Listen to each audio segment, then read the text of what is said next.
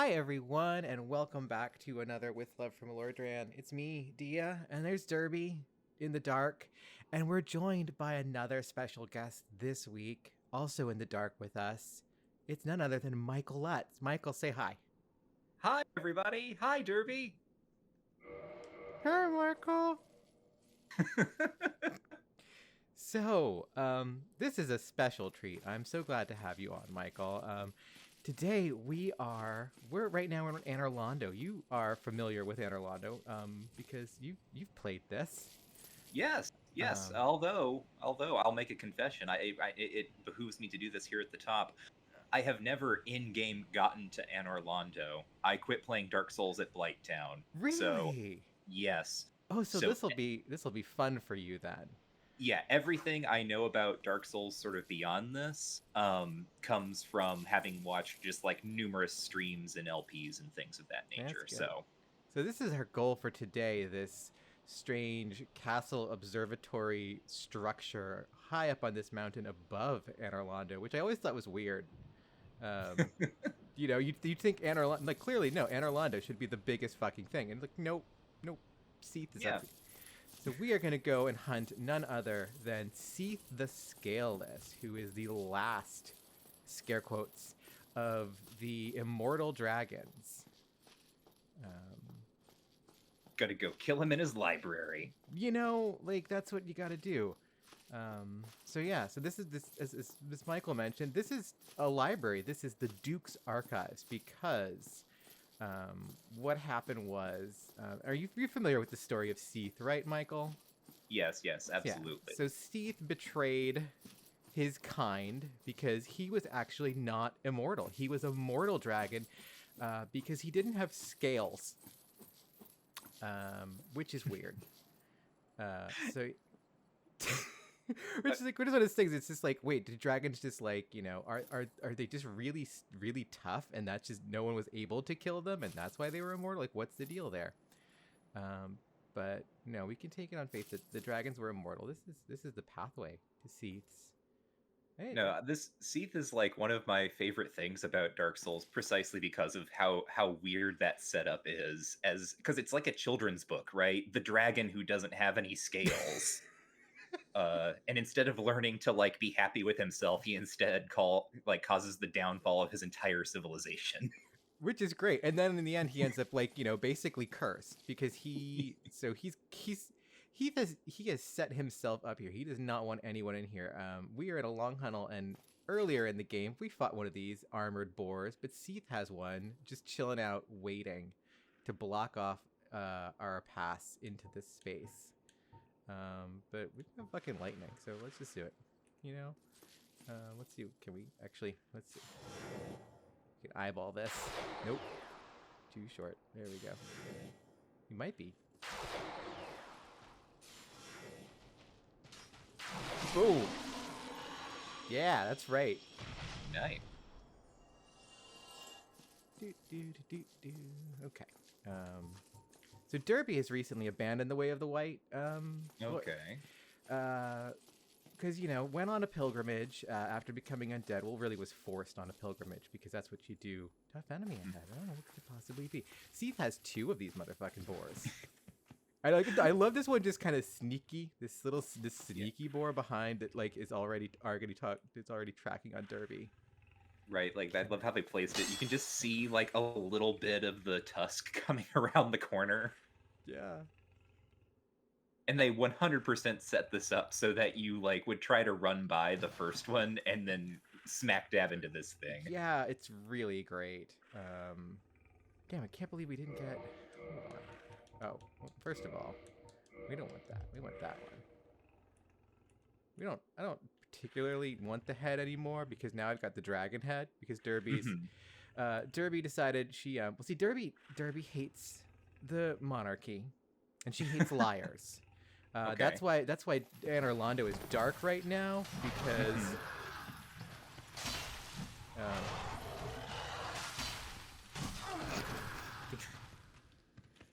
because Derby had to go and kill the little princelet. Naturally.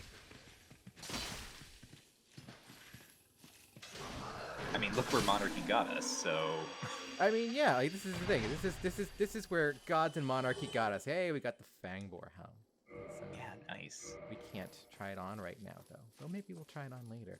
But yeah, so Derby hates the monarchy. So Derby was originally on the quest to go, go find Gwyn, link the flame, and all of that. And but then along the way, Derby made her way down to Ash Lake, where the flame first, split, and discovered all of the, arch trees that the dragons used to roost in, and found a remaining dragon. And that just kind of was like, the last straw for Derby.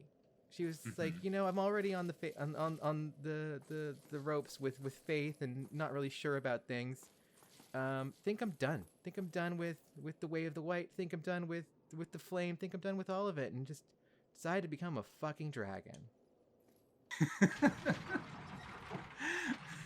And so Derby decided to become, as much of a dragon as possible. The tragedy is the Dragon Covenant, like, no one goes down to Ash Lake because there's, like, very little down there. Oh, fuck, I forgot about this fucking room. Many well-meaning sources. Very little in Ash Lake. Oh yeah, the Crystal Buddies. Yeah. I forgot that this is like a room of death that you're like, okay, I'm gonna, it'll be fine, it'll be a nice and chill moment, and then it's just like, no, you got those Crystal Buddies, you got that Archer up there. Seath's library is just really funny to me. I like how he's got these books on display. Just these are my display books for when company comes over. Well, that's the thing about this area, right? Is that it's a dragon's library, but it's built entirely to like human specification. Yeah, I could never quite square that, because it is his archive. It is not like he didn't take up residence in, someone else's archive or anything like that. The way you normally do when you have, like, the evil villain that, like, is like, I'm going to go to the library. Ah ha ha, now I have access to the archives. He built this. He built his weird evil villain archive library for him, and he made it people size. That we need for later.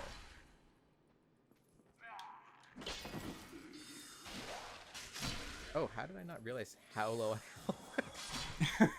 I was wondering. I didn't want to be like a backseat player or anything. This is when it was happening. It was funny because normally this doesn't happen in Dark Souls, but it was this was happening quite a bit in the Stalker Let's Play I was doing with Jackson the other day, where they were constantly like, Dia, use a bandage, heal, auto save, come on, quick save, heal and quick save. Hurry up. Now, so there's one of these assholes in here, and these are the channelers, and I think you probably only ran into like one or two before you left the game. Yes. Yeah, I remember. There's a couple of these in, gosh, I think the New Londo Ruins or something. Oh yeah, I think there are a couple in there, because these guys are neat because they're servants of Seath, who have gone out into the world looking for subjects for experimentation. Because everyone here is like an experiment, which is another thing that I love about this game and this part of Zone is just like, it's just like, it's kind of like, what if Victor Frankenstein was given free reign, like, and like, well, I love these guys, but just have to stop that shit. I mean, yeah, that's like Seath, and sort of like this whole conceit is like a great example for me. Like when I'm explaining to people like why I think Dark Souls, like, lore and plot is interesting, because it's, yeah, what I already mentioned about the children's book approach of like the one dragon who wasn't born with scales, and then also like his arc is betraying everyone, and then getting a dukedom with a human kingdom, like, congrats, like you're a duke now, Duke Dragon, and then he becomes Frankenstein. Yeah, and the other interesting thing about Seath is that his immortality, because he is immortal now, but part of that is that he is also undead. Yeah.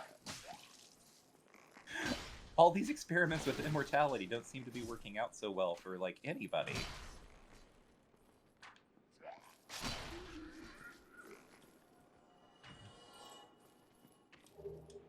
I'm actually doing surprisingly well.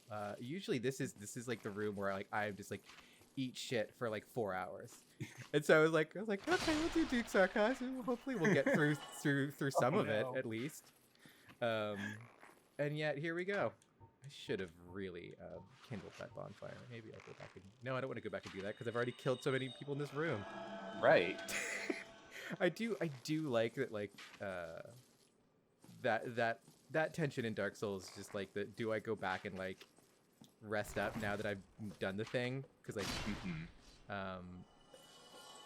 it brings the pressure back from the old kind of early JRPGs with the like just long winding attrition dungeons, and makes it like a very active kind of thing.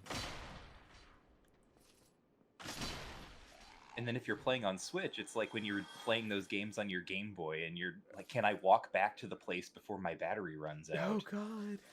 I haven't thought about like the battery dying in such a long time. Especially because like now the Switch, like it's very conservative about its battery life situation, and like, you know, it also kind of will autosave well for you. But yeah, no, it's like Final Fantasy Adventure on the Game Boy, and just being on a car ride being like, shit, someone pull over, I need batteries.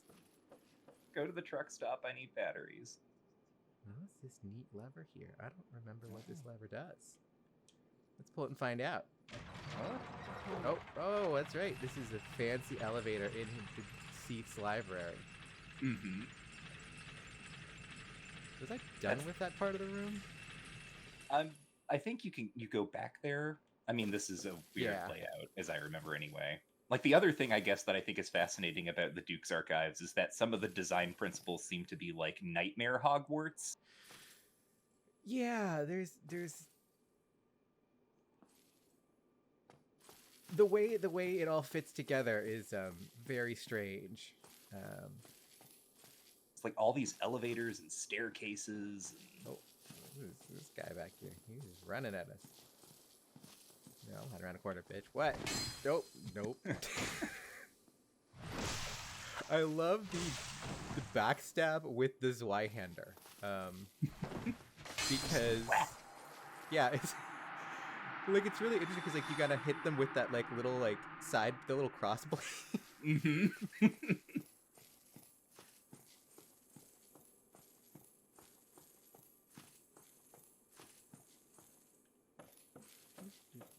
Crystals growing on the walls, that's normal.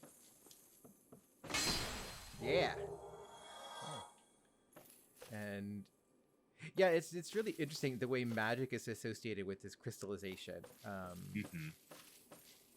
Like you have the pyromancy, and like it's associated with like, you know, this abundance of fire and lava, and magic, sorcery is over, you know, this abundance of crystals.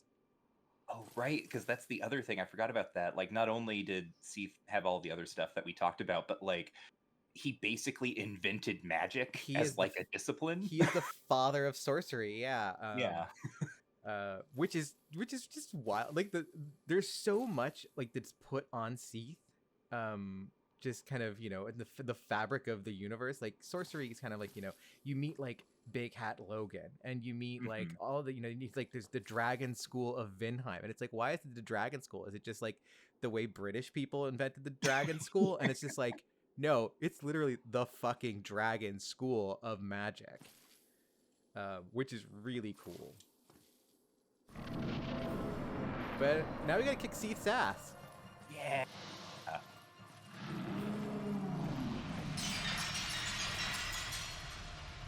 Okay, I can't get to him, Michael. Oh no. What's going on? Look at him. Look at his big, all fancy. Pretty wings. Yeah, it's interesting that he's got those weird, beautiful Seath wings, and he's not at all.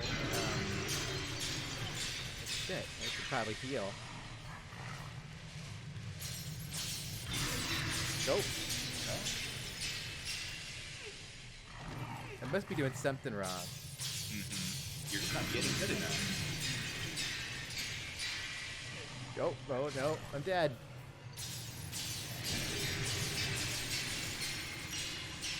Oh, well, game over. Yeah, oh, fuck. I mean, there's just, I guess I gotta go and grind some before we finish this episode. But wait, what? Why, why am I in a crystal cave, a prison, and there's a bonfire here that I haven't lit? This is, how weird. I do like that I lost all my souls though. But I think they show up. I wonder if like if you make it all the way. I've never done it, but I guess imagine if you make it all the way through, they probably are just chilling out there. I believe they are. You can get back there, but also I think if I'm remembering correctly, if you don't do other things right first, then it's not going to work out well for you. Yeah. Okay. So first of all, we need to munch some humanity. We're gonna actually munch 3 because we have the right of kindling.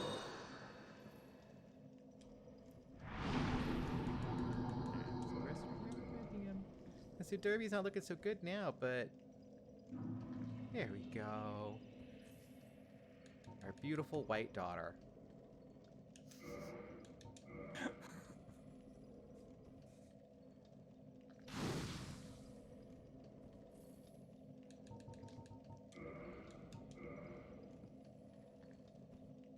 Boom. There we go. That's what we love to see. So yeah, so now we're here in this weird. Oh, there's these dudes over here. Some other guys who are locked up with your corpse, I guess. Yeah, and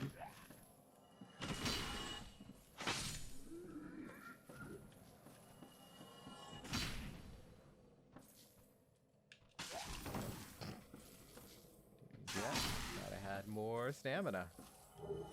Oh, that's right. I don't need this anymore. What are you doing?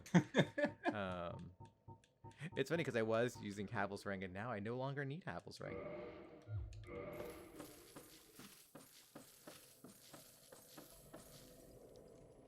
Oh, there's this guy out here. What's going on? Hey, buddy.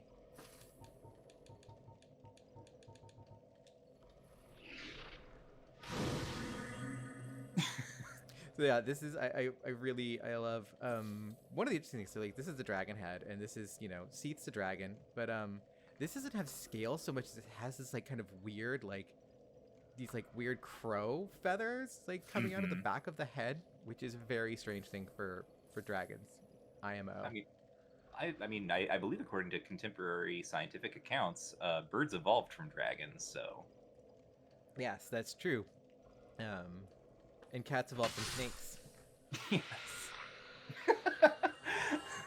What a great job that guy did as a guard. I just love it. You get thrown in there with all your stuff, And now we've got a Selkie. What's a Selkie gonna say? What is this? This is a key. We got all kinds of stuff here. Derby's keychain is just, It's like so many keys. Okay. The Archive Tower cell key. Key to the cell of the Duke's Archive Tower. The Archive Tower, once a trove of precious tomes and letters, became a prison after the onset of Seath's madness. The serpent men who guard the prison know not the value of what they hide. In the basement of the tower are the writhing mistakes of the terrifying experiments which were conducted there. It's weird that it's written in the past tense, and also that Seath is apparently he was okay at one point. It was just he went mad, and then he decided to do this shit. I love this little guy who uses his neck to help him pull the lever. It's so good. Like the serpent men, I think is what they're called. Yeah. I don't remember. They look so goofy with the big snake heads, and I love the wrap around the lever thing. And so there's this god-awful noise, and then there's these weird snaky things with...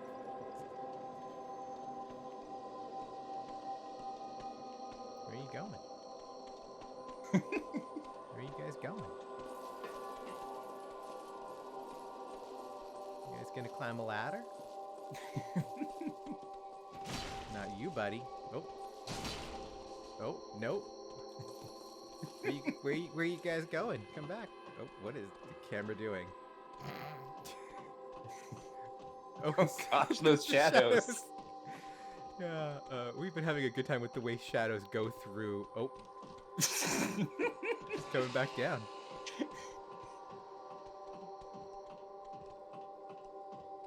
Yeah, the way shadows work in this game.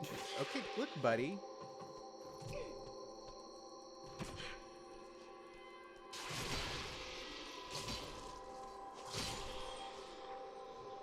That's right. That's what Derby said. Oh, we got a man serpent greatsword. Yeah, the man serpents. All right, And now these things. Yeah. Oh. Oh, okay. It just picked up the wrecked. I was gonna say, I don't think I've ever seen that happen before. No, I've never seen.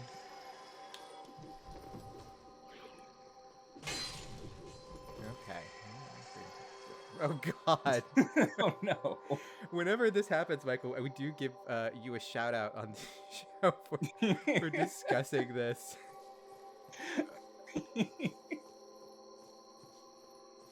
Okay, so here we are. This is such a cool archive too, which is funny because like this is, you know, I guess I could see Seath's a little bit big, but this is like, you know, this feels like okay, it's like a bird cage almost. Yeah. But imagine Seath like floating there, like using his dainty little hands to pull volumes off the shelves. Then there's like all those kind of books just like thrown on the ground, just kind of like you can picture like the Disney movie sequence where he is singing about trying to solve his scaleless mortality problem, and like ripping books off the shelves and flipping through them.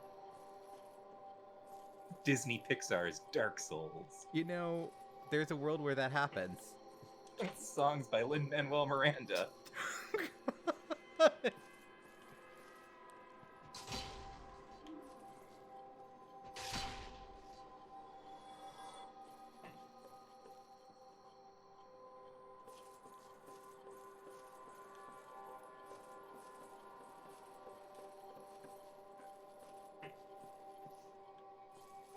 Okay, we gotta find Brian Eno's music for archives and shut that off. That's right.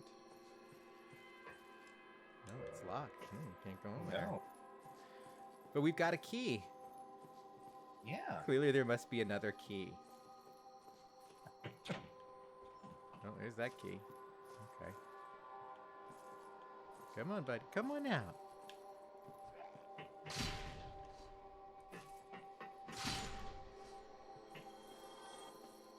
So yeah, so it's interesting that like, you know, all of the when you use magic, it's all kind of like crystal based, and these guys are just like growing crystals.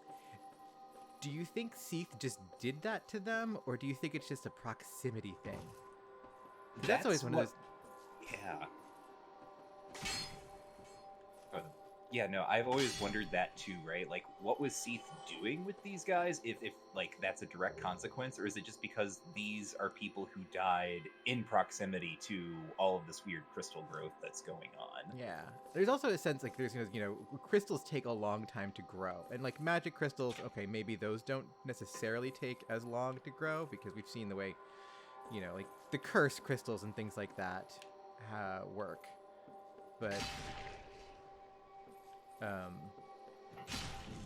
Generally speaking, crystals take a long time to grow, and so there is kind of, and also this time is very weird in this game, and who knows how long it has been that Seath has built this archive. You know, it's been long enough that Anor Londo is gone and just an illusion now, but Seath's castle is still here, so there's that whole thing.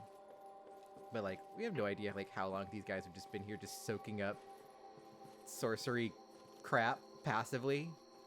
Sorcery vibes. Oh. Oh. What's going on here? Well,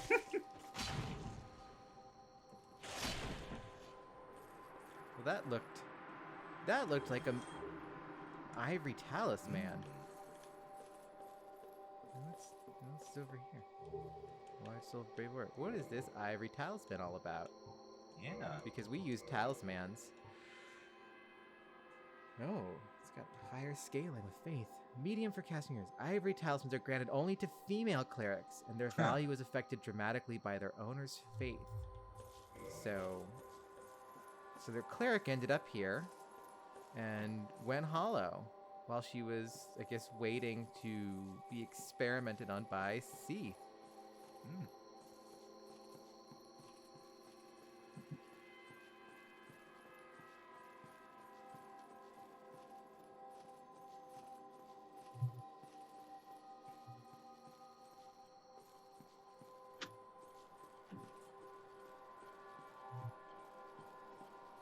I do feel bad for Rhea of Thorland.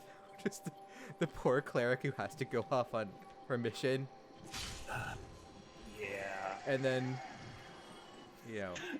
So that dragon we made a duke, he's maybe gone a little mad, locked himself in his library. You should go check that out. So, right here. What's going on? So if you listen closely,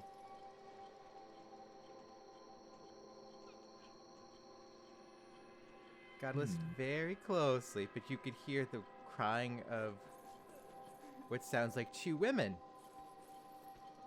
So these two creatures are just over here crying. Naturally, we should destroy them. Well, you know. It's interesting they're not aggroing.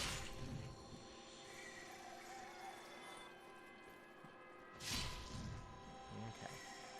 Oh, what do they drop stuff? A miracle, bountiful sunlight.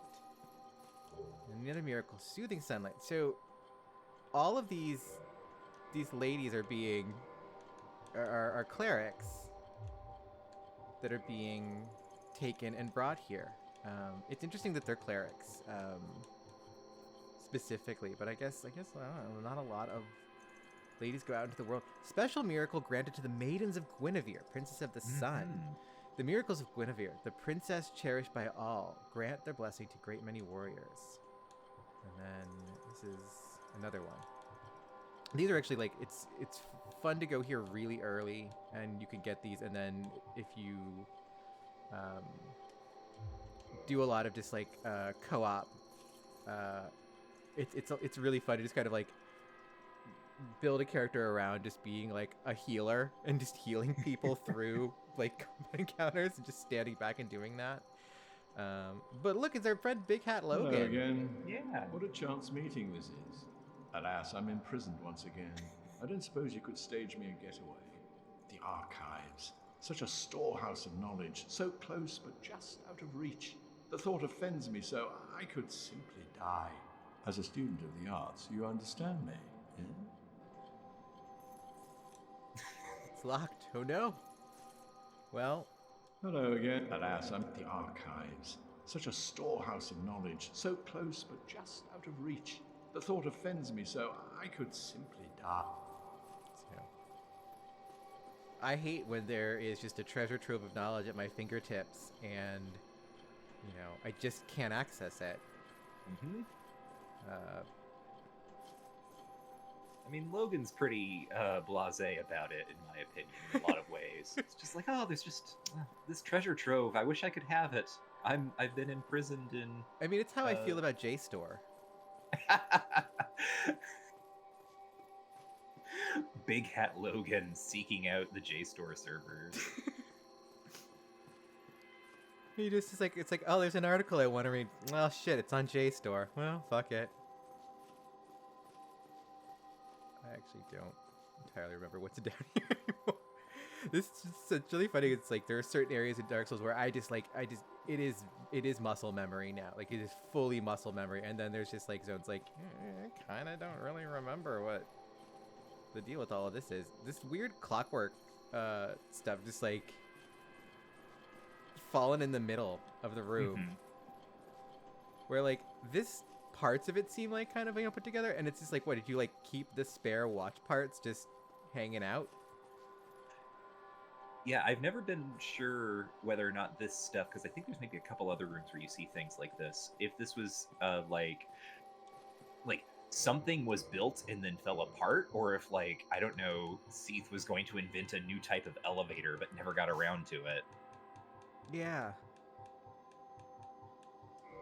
Seath, father of... there we go. It's a little more helpful. We can see all the books on his shelf now. Ooh.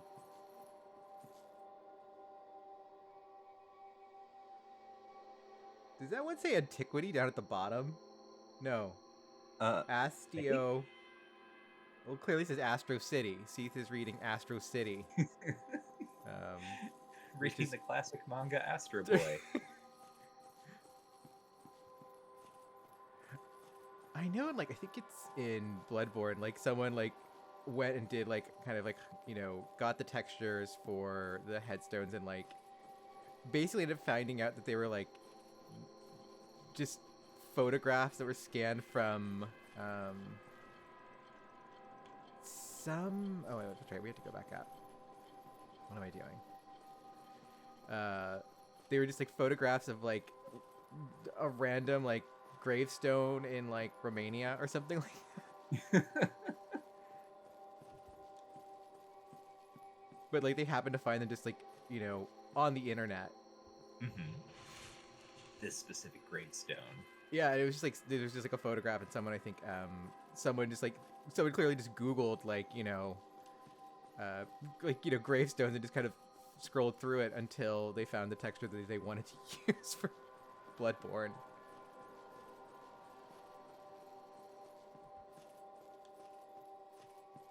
Well, so now we got a key from down there, and there's nothing else down there, so we must have to go back up these stairs.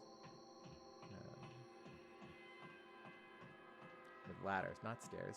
Dark Souls doesn't have stairs, really. Dark Souls got ladders. Nope, it's locked. Okay. Well, hey, what's that over there?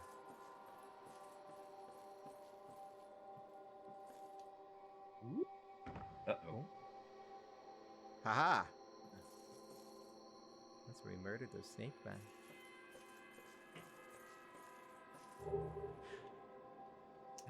And a white seance ring. What's going on here? Let's take a look at...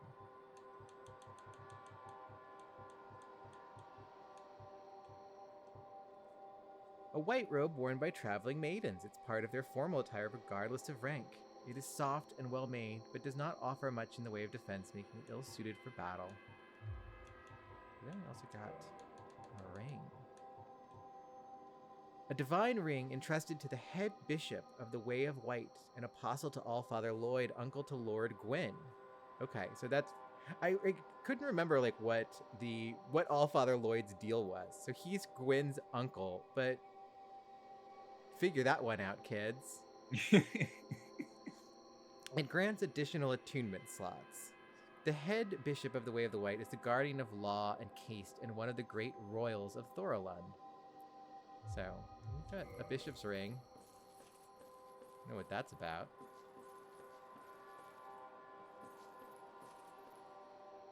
Oh. I really want to jump down there necessarily. But maybe that's what we want. Maybe. I don't remember. Oh, it's just back here. Well, still not figuring out where to open the door. Did we open all the doors on our way down?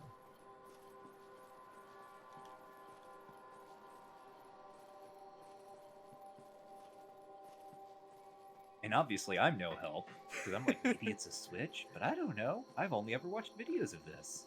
Yeah, no, it was one of those things where I'm always like, you know, there's always kind of like well, should I watch just a quick, like, you know, run through video for the zone, or just should I check the map, or, like, you know, read up ahead? And I'm always kind of like, nah, let's just see how much I remember, just based on, you know, where the last time I played and what stuck, and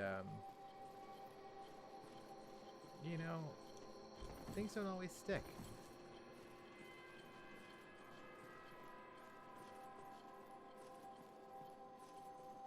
Wait. What's this big ladder?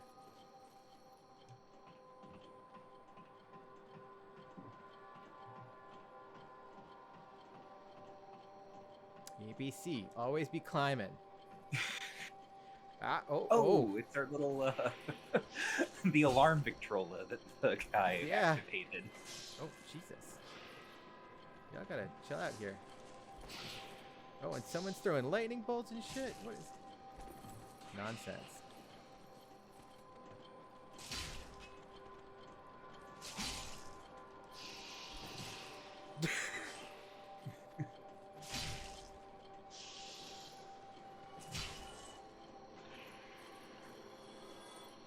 I was wondering why it wasn't doing so much damage. I was like, why are these guys taking so many shots? It's because I was not two-handed. And so now we have to send the weird alarm Victrola back to sleep. It's covered in scales. Yeah. And like weird shimmer stuff. Oh, that's interesting. I guess that kind of suggests that these man serpents are like, when they're molting, they're like rubbing themselves on that. Oh God, you're right. They must be. But also they've gone and decorated it, because this one is draped. Or maybe I guess they could have wrapped themselves around it, but it seems kind of big.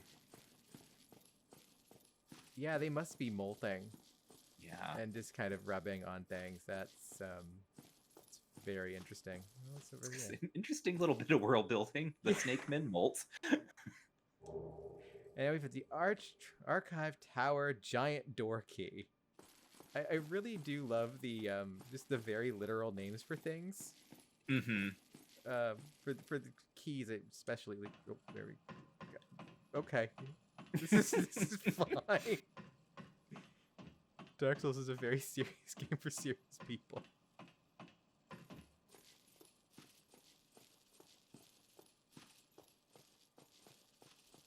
And so now it's quiet in the archives again. That was the problem, is we had music playing in the reading room.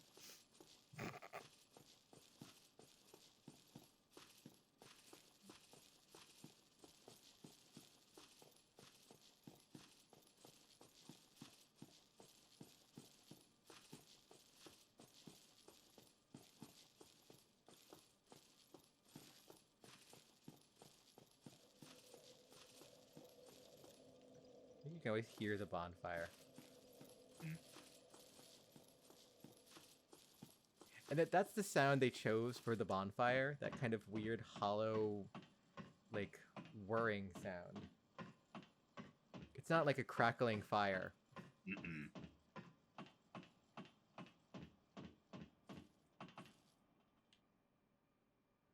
Well, it looks like a giant door to me. Yep. Yep. Sure, this is good. That's a classic Dark Souls thing. Walk into a new room and see something ambiguous and disturbing in the distance. Yeah, it's very, I love the way, you open doors with such just kind of like, nah, I'm gonna push this fucker open, both hands, not care about what's going on. And then it just opens until like, and like, this is actually kind of, this particular part of the archives, this is a nice little structure. We get this little like kind of entry room here. We've got this little archway, and then just what the shit. And we've established that crystals are kind of a weird fucked up thing. Mm-hmm. And then so somewhere, and this is the hardest thing for me. It is within the walls of. Ew. Don't shoot me, bro. Well,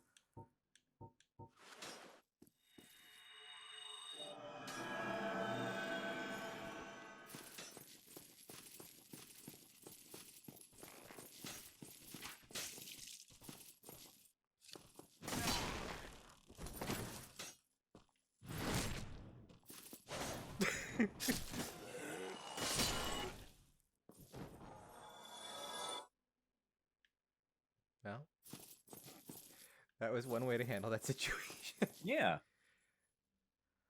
Oh, look, we can see. Yeah. Is it still a skybox if it's below you? That's what I was getting ready to say, like, good skybox, and then I had to pause because I was like, is that not what that is technically? Yeah, I don't know at this point. Who is? Stop casting. No spells. Oh, that's right. There's a channeler up there. There's at least one channeler up here. Do that, motherfucker.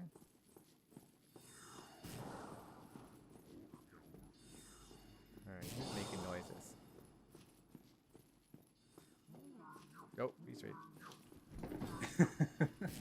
Doing his little whiz road thing. Yeah, I really love their weird little casting ritual. Mm-hmm. Which I think that's the way they teleport. But he's over there. We'll get over to you eventually. First, we got this guy over here. So all these jerk-offs with bows and arrows.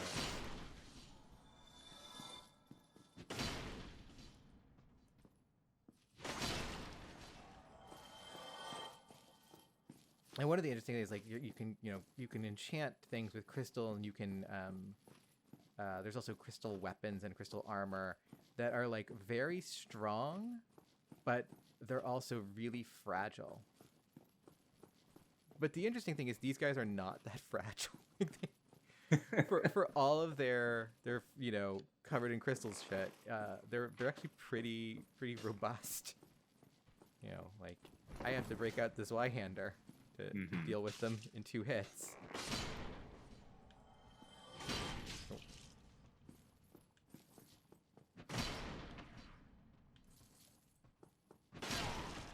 Stop shooting arrows at me.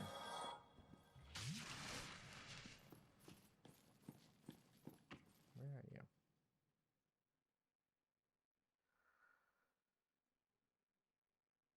Don't see him anywhere.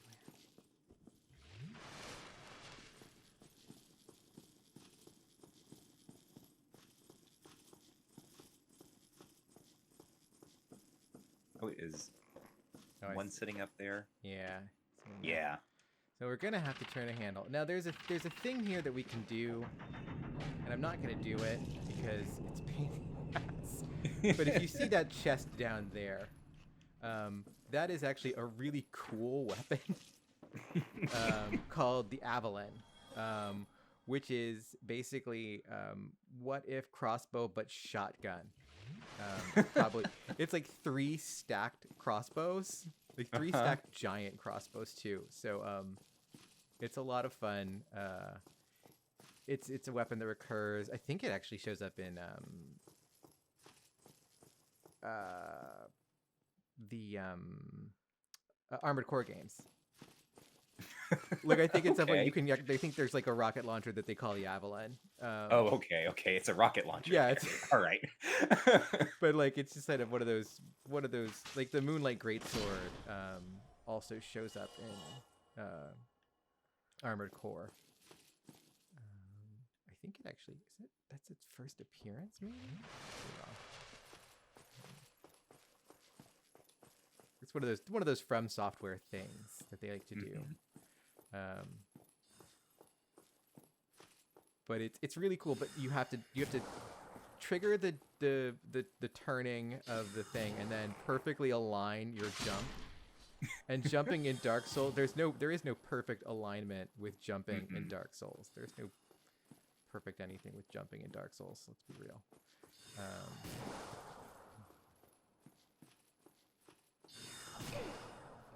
Fuck you, buddy. Oh, shit.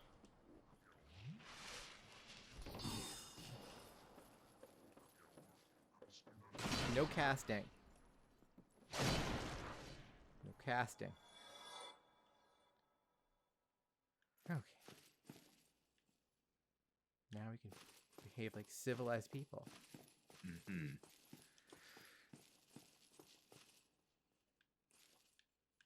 don't trust it. Okay, well, this one's good. Yeah, we found a sorcery. Derby doesn't trust that shit. Derby says that's intellectualism. Again, look where it's gotten this place. Like, yeah. That's why Derby also, you know, really she turned her back on the way of the white. Just kind of, you know, after you know, meeting Petrus and realizing like, oh, well, this guy's clearly, you know, evil and terrible, and seeing what he did to Rhea of Thorlund, and then all of that, you know, Derby's just like, no, miracles are bad, sorceries are bad. You know, the fire shit, Derby thought maybe the fire shit's cool, but no. We went down and we met Ceaseless Discharge, and Derby decided that was probably not a way to exist. Okay, so, sorry, we still have to go back down more? Yeah. There's the ladder. Stairs. I mean, Seath's really, his greatest innovation is stairs. Mm-hmm. Spending all of his time inventing magic and stairways that he could never possibly personally use. It's so bizarre. And like, you know, there's like, if you go to Anor Londo, there are stairwells there that are both giant size because giants live there. And there's also like human sized stairwells. Jesus.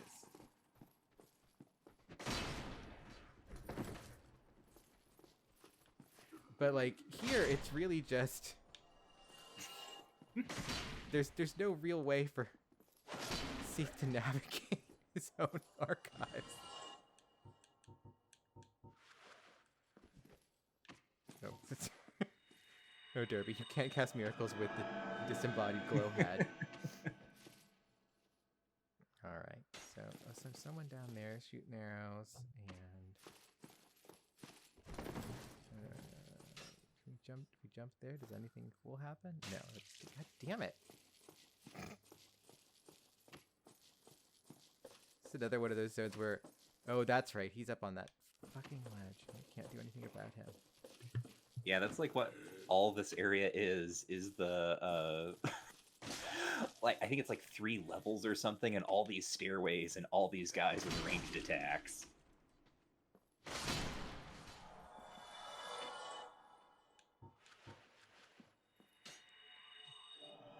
Derby still strong in the Lord. Okay, let's go over here. See if there's anything over this way that we missed.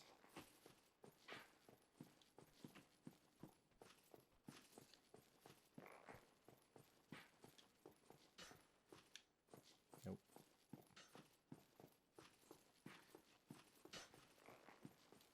But Michael, you're human size. Would you like Seath's archive? Would this be a pleasing personal library for you? Oh, I would love this library. This would be great. If these were the Michael's archives, I would be pleased as punch. And that sounds like a name for your next podcast. The Michael's archives. The post, yeah, like, you know, it's like the Magnus archives, but Just like turning myself into a substantive noun for some reason.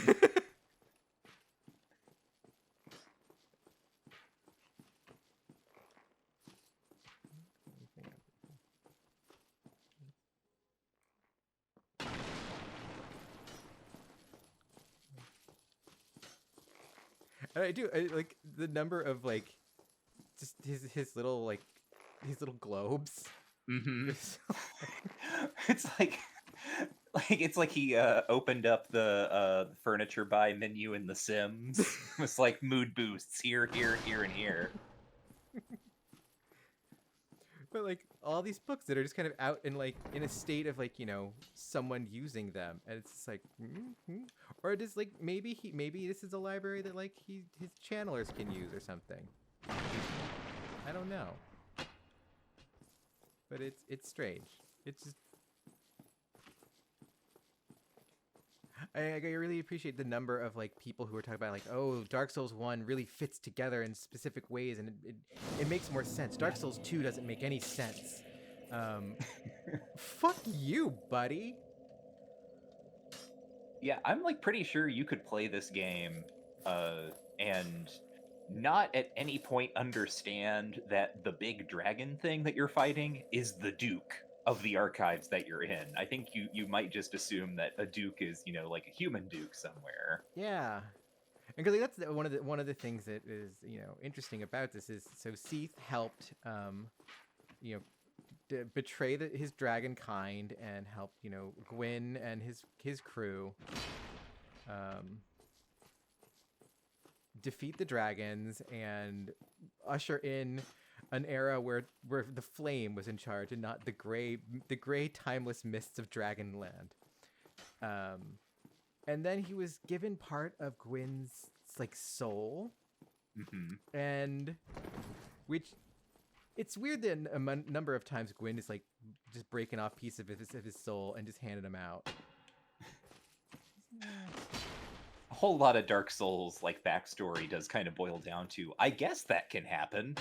Yeah, it's just but it's also weird because it's not these aren't his little Horcruxes. They're just Gwyn just breaks off a piece of his soul like a Kit Kat bar and shares it.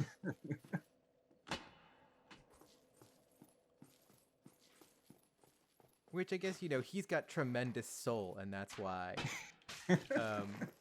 that's why he has to go and be Mr. I'm gonna self-immolate. But I feel like there's got to be something here I'm missing, and I don't remember. I know there's something involving secret shortcuts at some point. Yeah, there is a secret room somewhere in here, I think. Yeah. Or is it? No, because it's definitely right off the bonfire, but I think I might have to trigger. Because I thought it's right over here or something like that normally, but it's not. Kitten, stop that.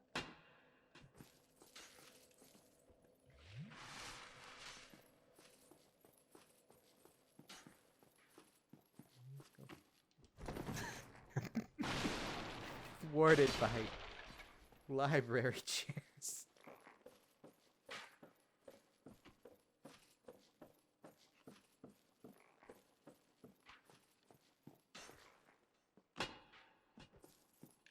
Nope. Oh wait, there's a little yellow lamp in the top corner. Over here.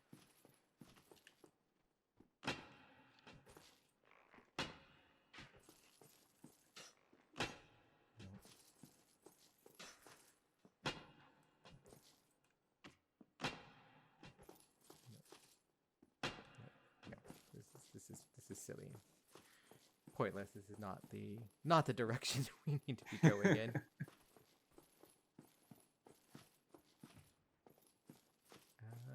Oh damn.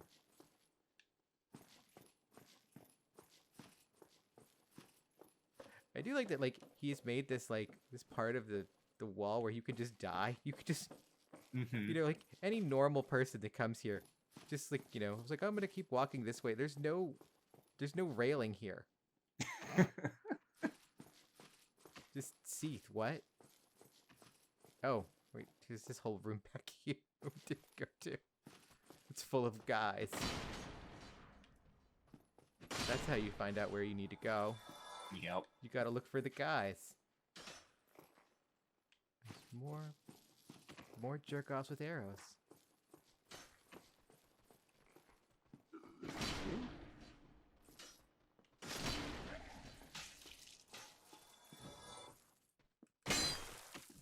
He was sneaky. I like how long you keep the arrows in your body.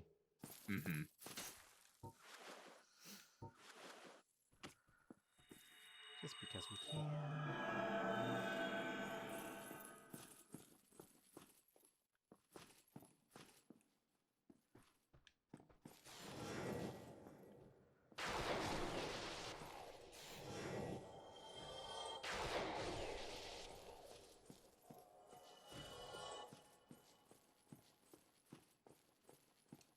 Ah, that's the mimic. Okay, go away. Go.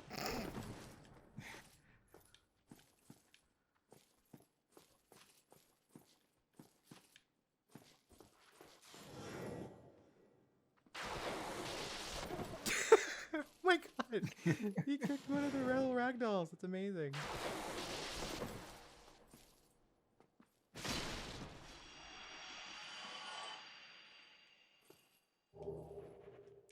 And we got a shield. It's a night shield, but it's crystal. Ooh. I don't even remember if it's got like high magic defense or anything like that. I don't remember what its deal is. It's not. It's just, look, crystal shit happens here.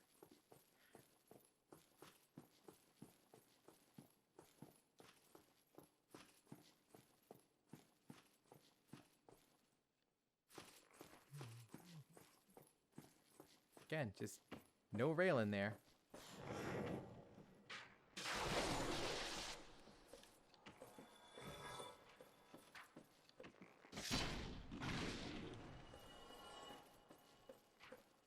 I have to say, you're doing pretty well. Yeah, I'm really kind of shocked.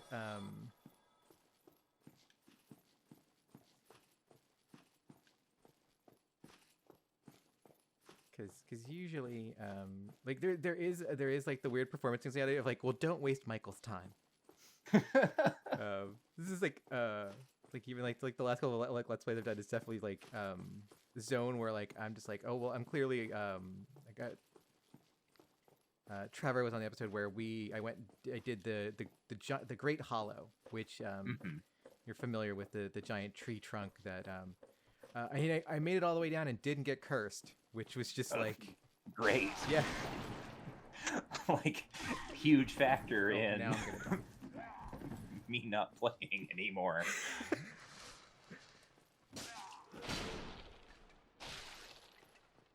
Yeah, curse is one of those things that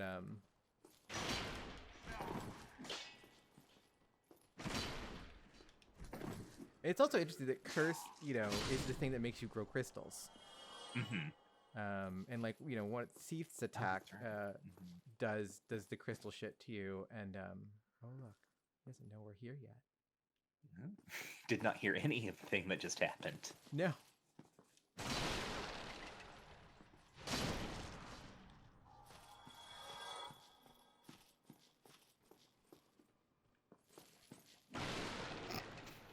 Guy, don't break Seath. He's gonna be so mad about you breaking that table.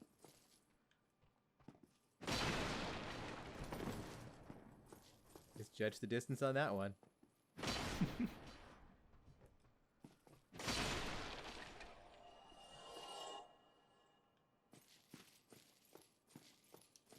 Okay, yeah, this is pretty good library, all things considered.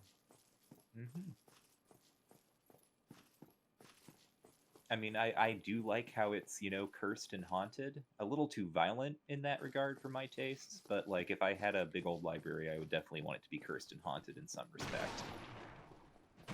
That is like, it is one of the interesting things about Dark Souls, especially given its, because it's got the reputation of the, you will die playing this game, repeatedly thing. So it does have to have this, kind of significant amount of violence in every zone. So like, rather than being a creepy zone, it is just full of dudes that will murder you and are all too eager to murder you. I mean, I think... Oh, we're back here. Did I walk way back to the beginning? Yeah, I guess we did.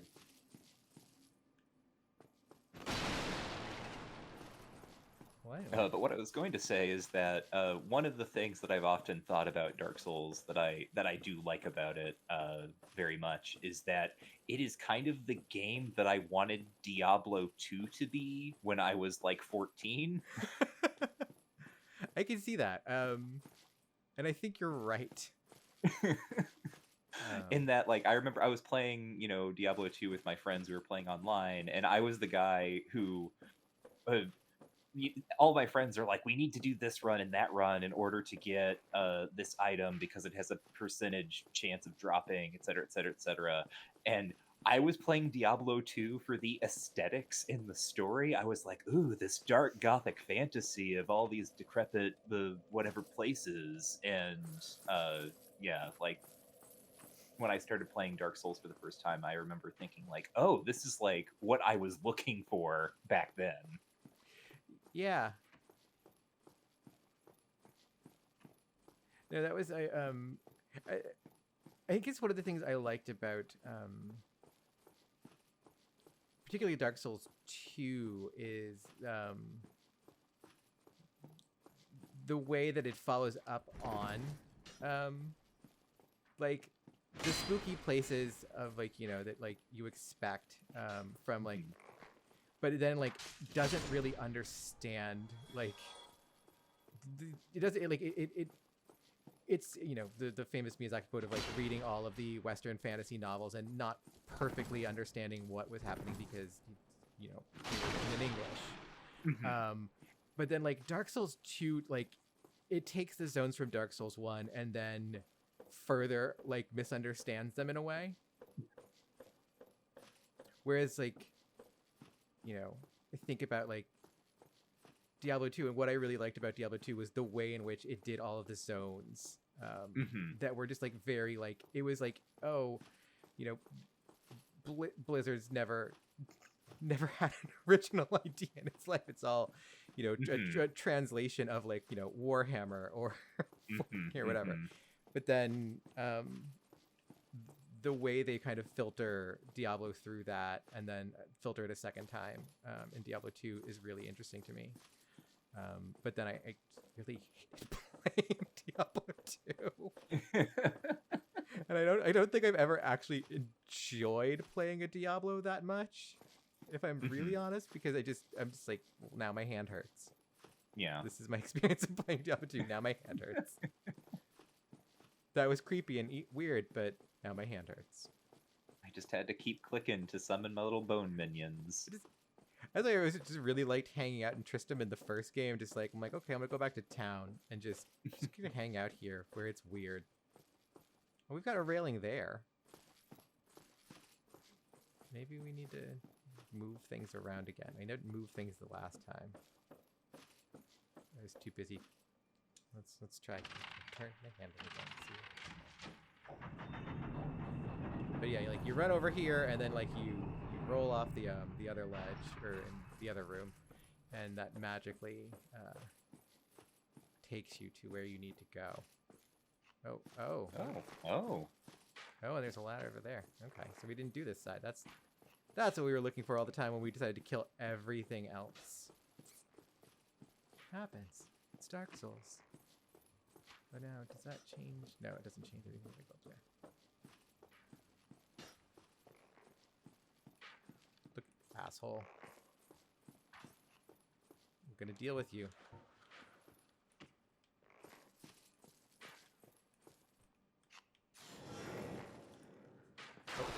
Uh-oh.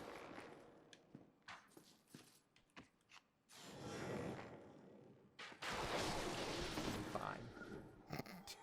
Oh, I got one. That's fine.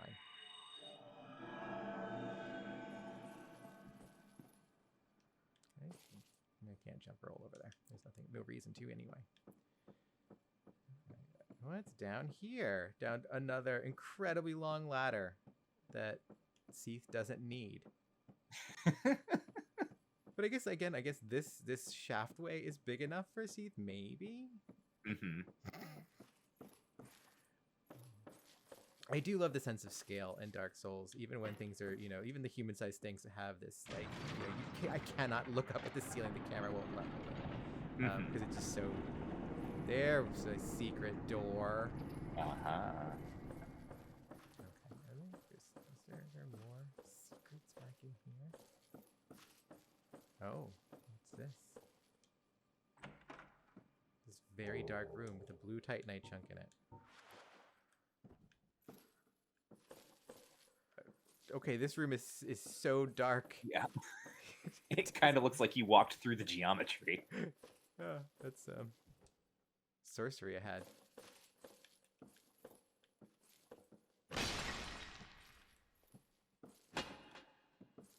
Anything here? Is there more secret? No.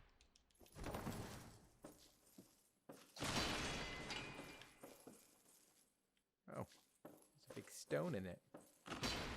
No, nothing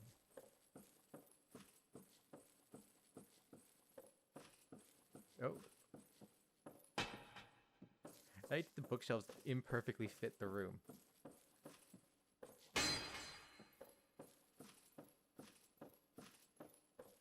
And also the floor is different here.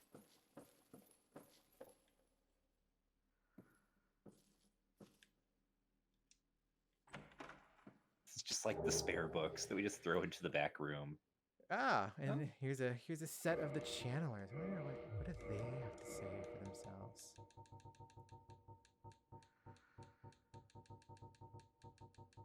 It's in here somewhere.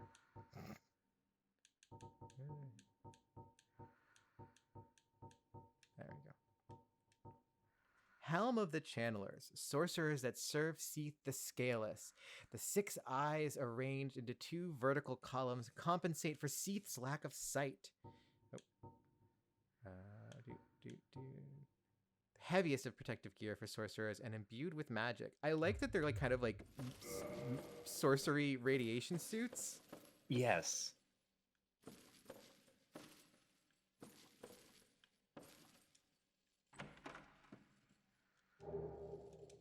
Crystal Ember. We could bring that Ember to someone. No, okay, fine. Go back around. Stymied by books. Nope. Oh no. Shit. Oh no. Roll away. Roll away. Wait, it doesn't just. Oh, huh. Huh. How weird.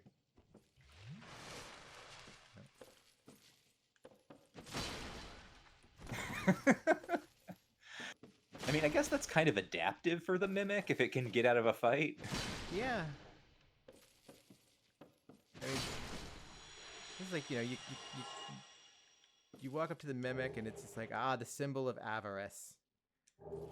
Oh, an enchanted falchion.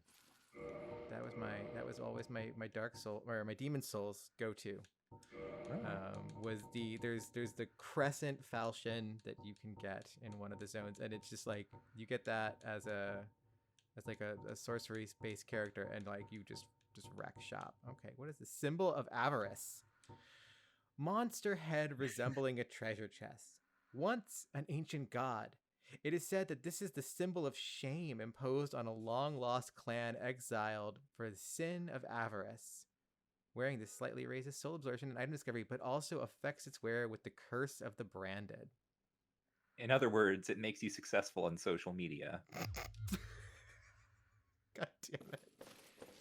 Shortens your life.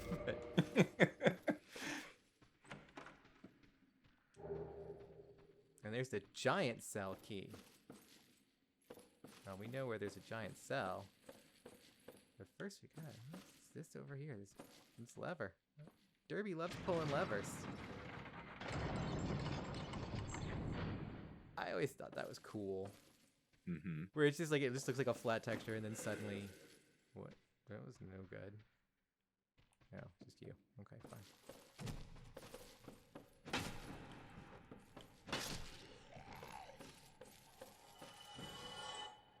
What's in here? Prism stone. 20 prism stone. Miscreant head. And there's some clockwork parts down here. They're all just old and rusted, and also the shimmery. Well, I guess we should go out this fog door. That's probably fine. Yeah. What could possibly be a forest at the top of a large platform? We gotta drop down and see what's down here. Guy who's only ever seen Darkroot Basin, seeing anything else. Getting a lot of Darkroot Basin vibes from this. God. But yeah, it's an interesting thing because Darkroot Basin is like, I'm pretty sure if you like kind of like the way it's supposed to be laid out, that this is like Darkroot Basin basically kind of like is like the runoff from Seath. Oh crap! Yeah, actually that makes sense. There's kind of a similar thing that happens in Bloodborne with one of the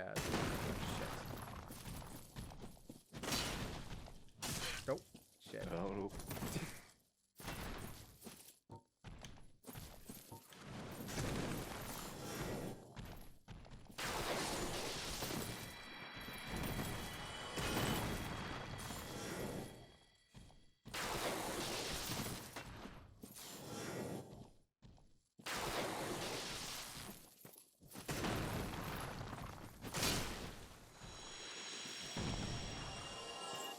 But Oh, it's him.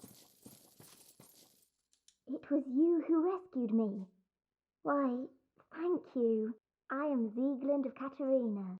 I don't know how I ended up in that crystal. It wasn't terrible in there, but I could hardly move. I must think of some way to repay you. so this is a different person.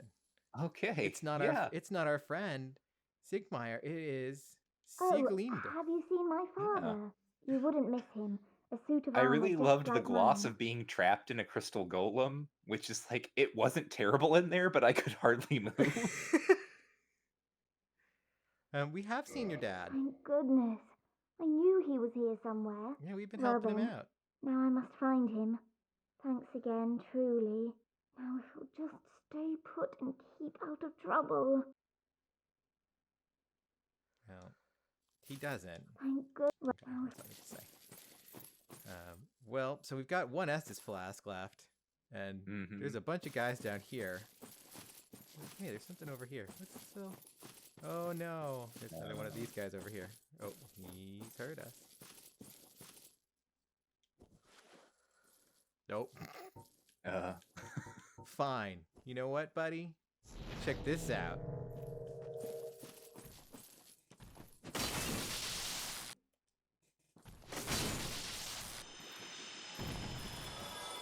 Yeah, you don't like lightning. Oh, it was all for a chunk. Just a blue Great. chunk. I think they're kind of hanging out over in the corner. So these are all people, I guess, who have been fully turned into just crystal men. Which is interesting. It's like, are these separate experiments, or are these, you know, the kind of end result of where those other guys end up? Right. And they just finally abandoned all of their stuff. Derby Jesus.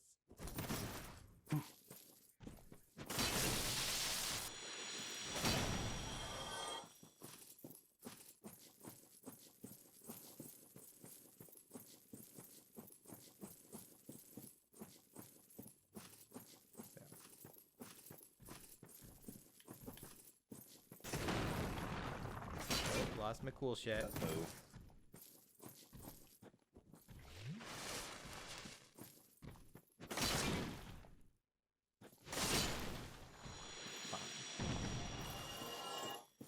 Well, that probably means it's time to just kind of walk back to that bonfire. When you've got no miracles left, and you got no Estus, time to go hang out at the bonfire.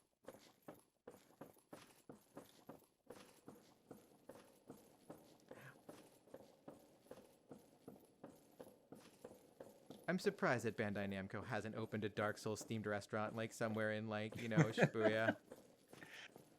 Like, it just... And like, the bonfire is just a perfect name. Oh man, little Estus flask cocktails. Yeah, no, that's what I'm thinking. Like, you know, because that's just like that's like basically your standard carafe that's just been like, you know, just a little reshaped a little bit. That's all. All right. Well, Michael, you want to do the Crystal Cave, or are you good here? You want to call it a day? I don't know how much. If you want to try the Crystal Cave, I'm up for it. Okay. Who's this? Lossasek. Okay. Great, that looks good and normal. That looks totally good and normal. We're gonna do this on our own steam. I'm surprised at like just the lack of invasions in like every part of this game so far. I just have not been invaded nearly as much as I'm used to. I wonder if, like, I don't know, it's just a like a downturn in the cycle of invasions in the Dark Souls community or something. Yeah, like it must be because like you know, usually because there's still plenty, like obviously plenty of people are playing it. Like Mm-hmm. Oh, I didn't spend my souls. Should have done that. Actually, you know what? We're gonna do that real fast. Uh-oh, what? He chased us down this whole way. Yeah. Yeah, what do you think about that, buddy? Okay. Let's spend some souls here on good old derbies. I guess we'll pump that into endurance. Yeah. Those weird runs of Dark Souls where I actually feel pretty okay about the amount of health I have just sitting at 30. Just like yeah, that's...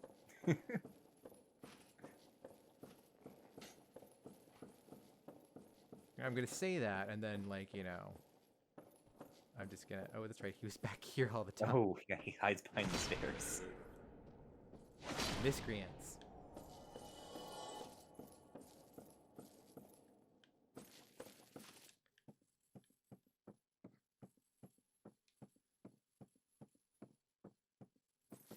But now there must be a purpose for all of this nonsense out here. So I guess let's just walk towards the giant crystal. Just these crystallized trees and crystallized dudes. Okay, so here we go. So yeah, there's this giant crystal here, and I have no idea. Like, so this is the crystal cave. Are they coming through? You're coming through. Shit. Uh-oh.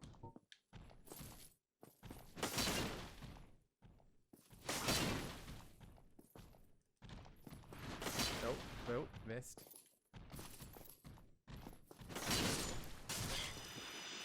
Oh, another one coming up. There's one coming up.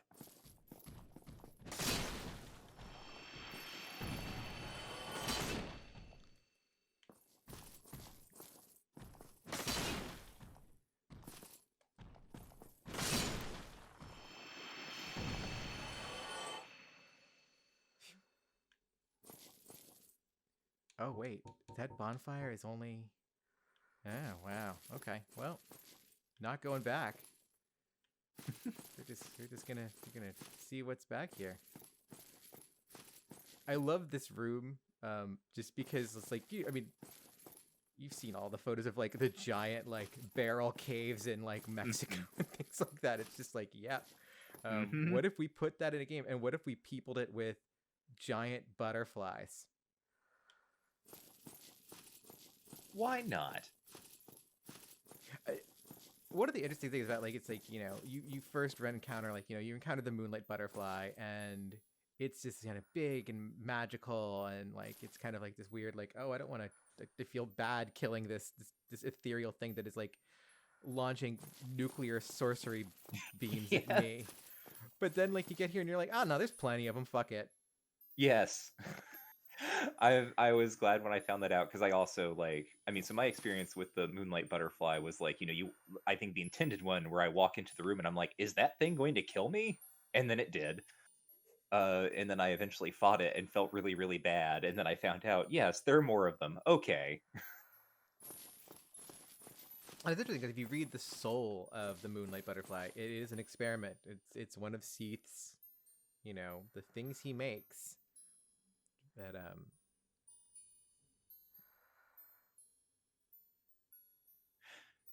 And that's interesting, yeah. Because I was thinking, like, his wings and kind of the wing setup on the butterflies is kind of similar. Mm-hmm.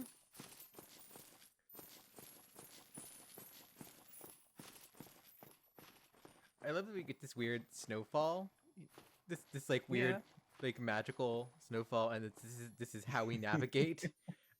Thankfully, there are some good, helpful people who have created pathways for us, so we don't have to have Thank you. It's like we don't have to quite go Indiana Jones on our own here, but oh, there's someone fighting.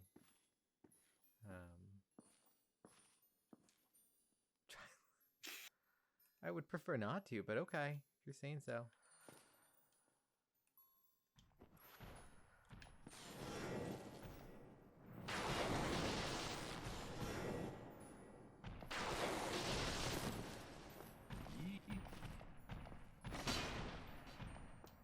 Oh shit!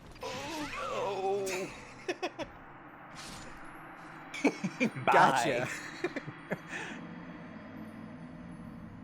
Well, what a tragedy. Yeah. Now Derby's dead. Mm-hmm. We'll play this one more try and then save it for another day. Was I to do something here? What did I want to do? Oh, I wanted to kill. That's right.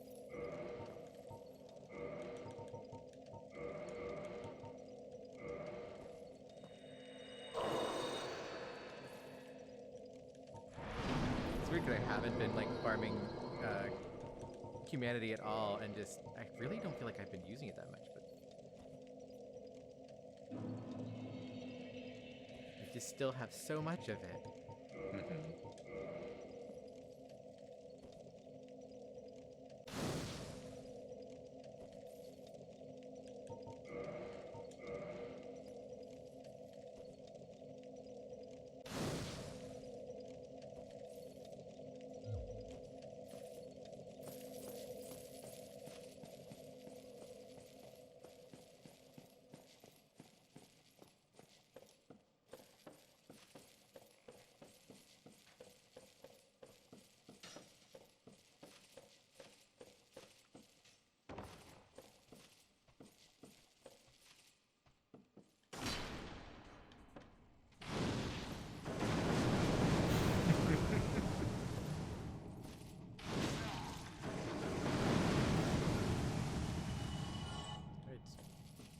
Really just enjoy that. There is really something about the way that Dark Souls, on a broad conceptual level, is like, we're gonna let these little guys do whatever. Like, we want to, like, you want to breathe fire? Okay, you can breathe fire. There's a spell for that. Yeah, like what are the oh, one of the things that always kind of interests me is like the variety of spells throughout some of the games, especially like there's the trick voice spell where you can just confuse enemies and have them go literally just throw themselves off of cliffs by confusing enemies.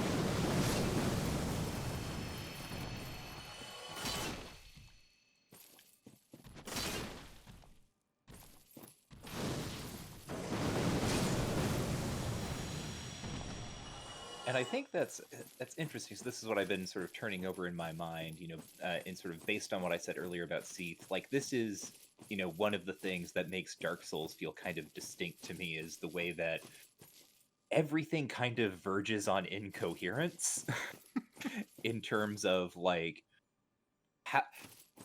there is never a sense in which I feel like Dark Souls is like, I want to present you with a world that is like fully integrated, and despite sort of the the discourse between like Dark Souls 1 and Dark Souls 2 and how they geographically work or whatever, Dark Souls has this weird kind of like sense for me.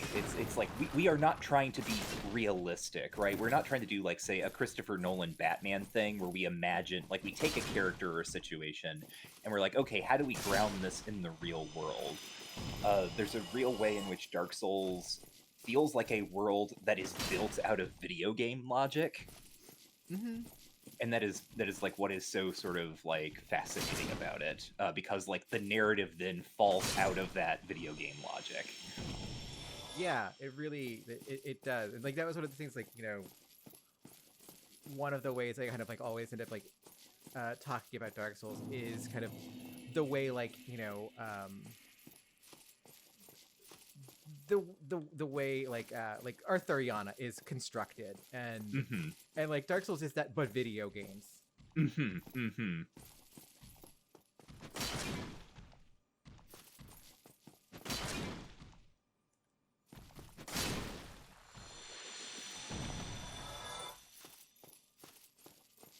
Yeah, so just to like circle that back around then, like why the fire breathing is also a good example of that is precisely because it's the sort of thing I see and I feel like in some other context, you would have someone be like, we can't have the player breathe fire. That would like ruin the immersion of them feeling like they inhabit a specific, a creature or person or whatever in the world.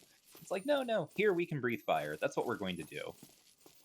Yeah, I mean, like, it's like, it's yeah. It's like thinking about like, God, I'm just like literally it's like the term for them is like just completely just slipped out of my head. The like to chance on the guests, and like the way in which it's like, well, wait, how are all of these characters interacting in these geographically, different locations at like roughly the same time, and like the world, Yes. the physics of each one of these like stories is like completely different, but. Like just the physical reality, like that Roland shares with, God, I'm just like trying to think of like a comparative example, but like none of these stories kind of share the same physical reality, yet they all share the same, kind of contextual narrative world to some degree. It's sleeping.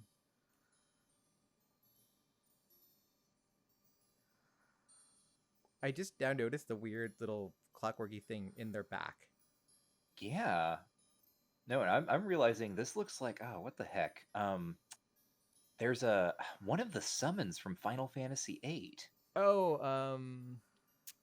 God, it's the yeah. Is it Veil-4? I don't remember. I just remember like I only remember it because it was so distinctive to me, the first time I was playing Final Fantasy VIII, because I'm like, I don't know what this is. It looks like a big flying plant. Yeah. Also, I like that they're. I guess this is more like looking at that's more of like pupil, like. Yeah. Oh, now it's awake. Oh, no.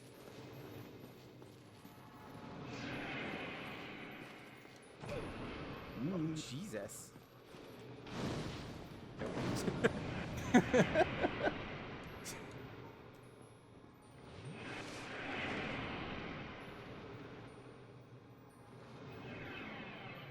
This is why they say, take only pictures, leave only footprints.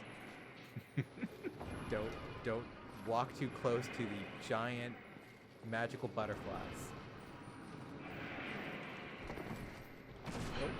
Oh, shit. Oh my god.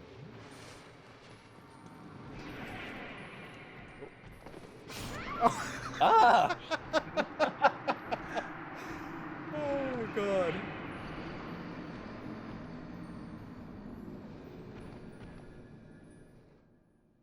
Yeah, I think that's a good, that's a good note to end on. Michael, thank you for joining me on this trek through Seath's library mansion. Thanks for having me. It was Where great. can people find you on the internet? You can find me on Twitter. My username is Warren is Dead, and if you want to hear any of the podcasts that I do with Cameron Kunzelman, those are at twitter.com/rangetouch. All right. Thank you, and we'll see you next time. Bye. Yeah. Bye.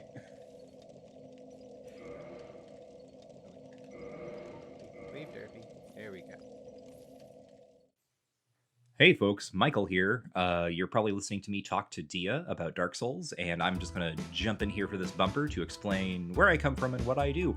I'm part of the Range Touch Network. You can find out more about us at twitter.com/rangetouch, but generally speaking, I'm on some shows where my co-host Cameron Kunzelman and I do things like read through the books of Stephen King in publication order and talk about them. That's just King things. We also read books of academic game studies and make them accessible to kind of a general audience. That's Game Studies Study Buddies.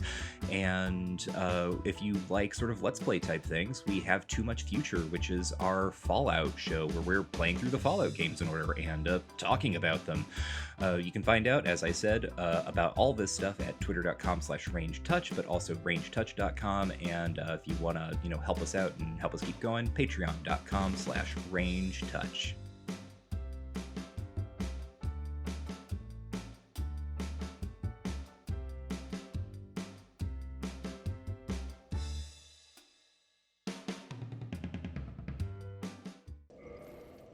What's this? We're back. Yeah. So we didn't finish things in that last bit. Look at that texture. It's just doing that. Michael, the lovely Michael Lutz, had but a window to record with us, and we could not monopolize all of Michael's times while we desperately tried and threw our body at the crystal cave. So we had to let Michael go to do other things, to do king things, and also Fallout things, and professorial things, and posting things. Michael is a boy of many things. He cannot be completely occupied with Derby's quest for vengeance against gods and monarchs. So it's just me for the second little part here, and hopefully it won't be that long. That's my goal. My goal is for this to be a little short, just kind of afterlude, where we go and we pant Seath, and we don't get fucked up in this goddamn magic cave.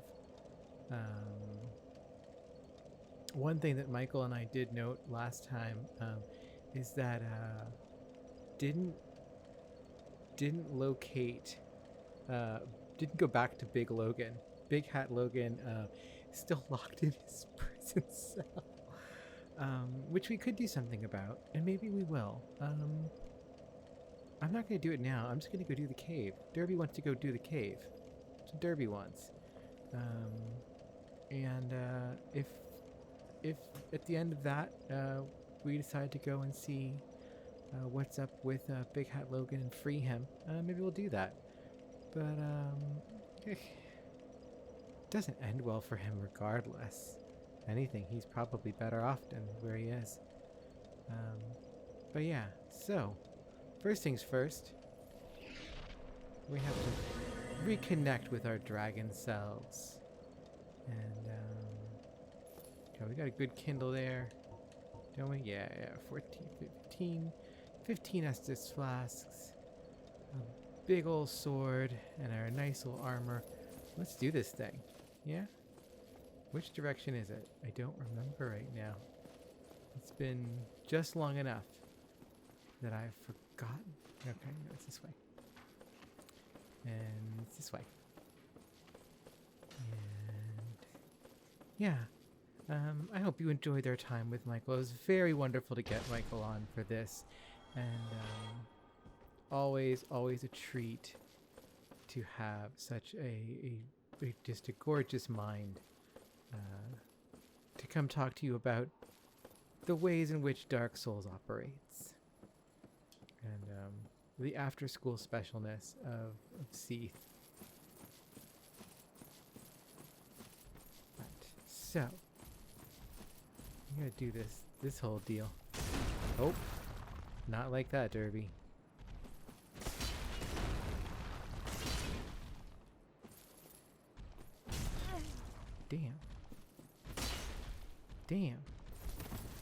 Damn.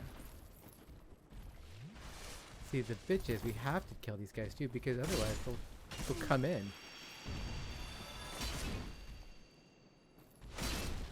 Down you go. Fucker. Alright.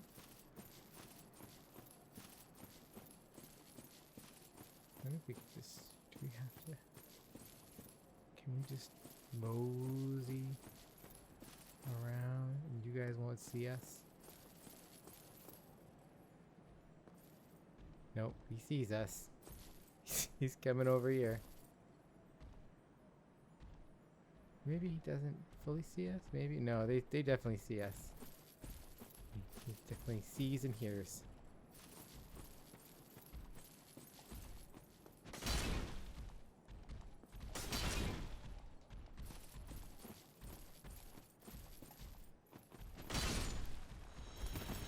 At least this one's stuck up on. Oh, we still have that as our thing. Oh, because we're in a ring. That's right. We don't really...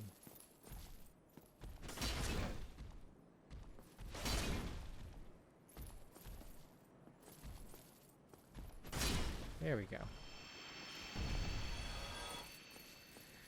Okay. That's not ideal, but, you know, works.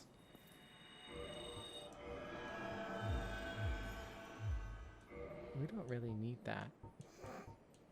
Don't really need any of this stuff. I don't know what could we possibly put there? We could put a shield there, of course, but I don't think we really need a shield. Well, we'll do it just all the same. Oh, that actually put us over our weight limit. Okay, now let's get rid of it. It's not necessary.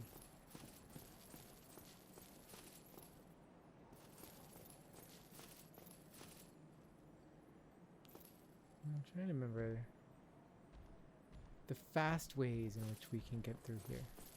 Look at the way this sky... Oh, Jesus!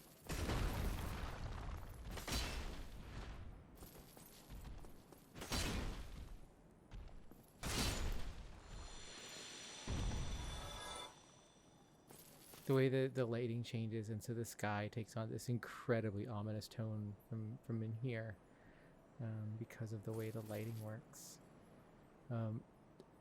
I gotta say, this cave is this is a fucking cool ass cave. There are many crystal caves in fantasy role playing games, and this one, you know, I think in the Michael section, I think I remember like the barrel caves of like Mexico. One thing, places like that, like the giant like quartz caverns in like Belize, and I don't know why all of like Central and South America is like one giant geode, but apparently it is. You know, and why shouldn't it be? You know.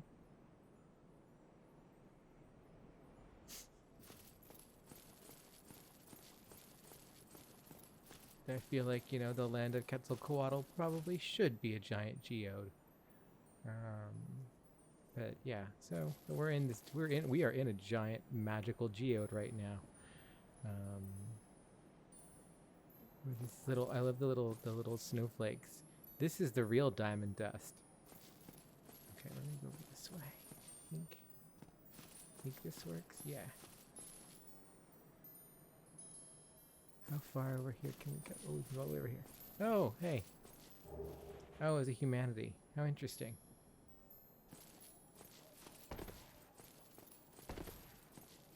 We do not want to wake up the sleeping butterflies. That's what we learned last time. our last run with Michael. We just learned, do not wake sleeping butterflies. It's not worth it. Oh, and there's our souls. See, over there? That's where we died last time. Do we have to go over that way? Because it might be beneficial if, oh, wait, we can, yeah, we could just run this way.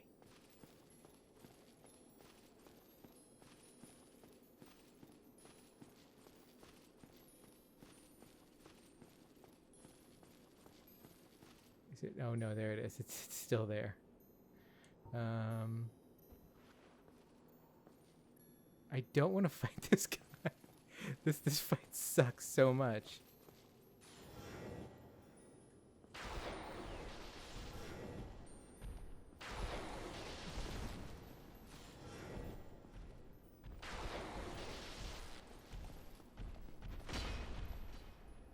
There we go. Thank God. They're their souls. They're just gonna stay there. Sometimes you have to just make decisions like, there are souls, and that's where they'll stay. And now let's see, where do we go from here? This is the big important question. Do we see any more snowflakes?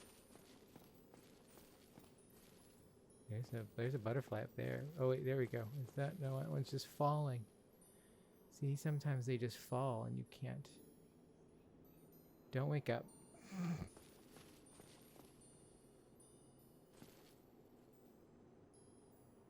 Well, I guess we do have to go back that way, huh?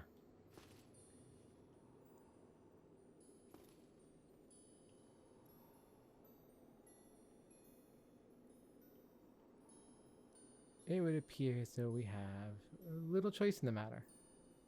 So, off we go. Back up this way.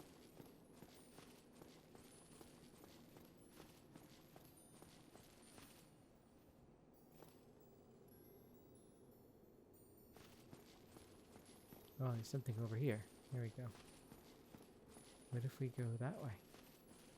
Where does that take us? Oh, it's very slippery over here.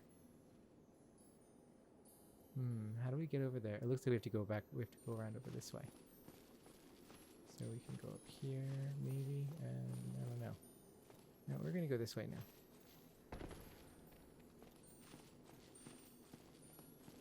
Shout out to this person who decided to make this marker for us. Really like left the trails. Let's put our own. Write a message. Good luck. Just a simple message of good luck. Like actually, let's go back and let's leave another one, a midpoint. Just so people know. Write message. Here. There we go. An even better path. We're just leaving paths for each other through the distance of time and space and dimension. Soul of a hero. Oh shit. They woke up. Nope. Nope. No, thank you.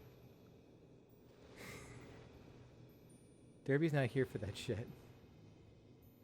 Derby has no time or patience for that shit. Where are we? Oh, look, it's a room with little crabs. This is the place, remember when the last episode when I was doing the grinding to get Twinkling Titanite. This is one of the ideal Twinkling Titanite places to farm.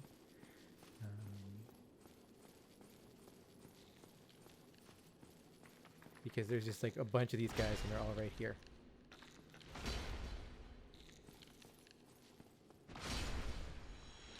Down you go, buddy. Can you drop anything for us? No. Souls. Okay.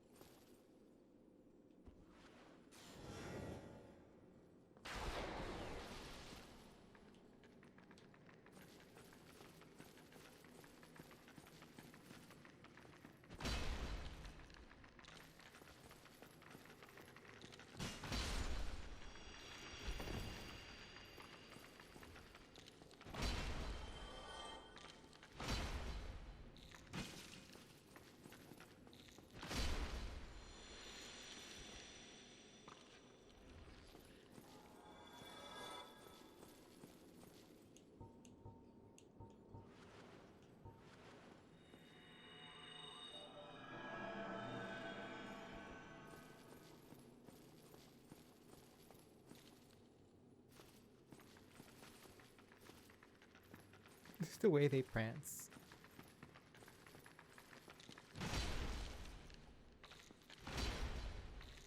Like they have this kind of, you know, like dressage approach to like the way they walk. There we go.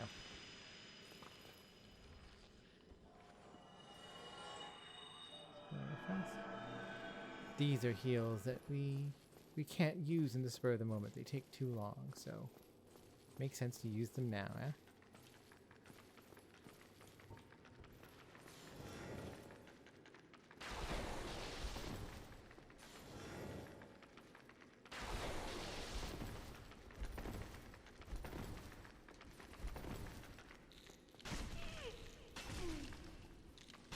Oh, Jesus.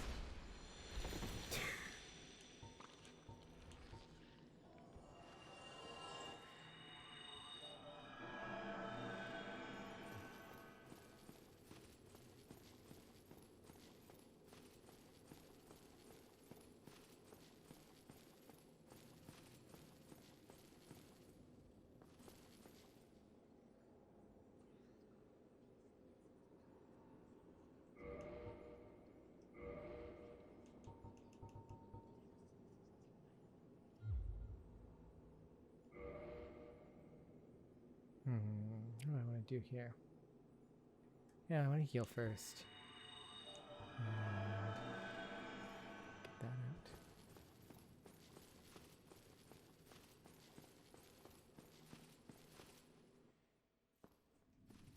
What's going on here? I see, look, oh, there's a magic crystal over there.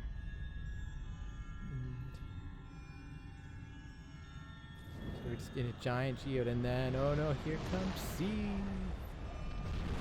Seath, you can tell, like, has crystals kind of part of their, like, you know, their body almost. They're just growing these, like, kind of crystalline dragon spikes off of his body, and he's got those crystal shard ass.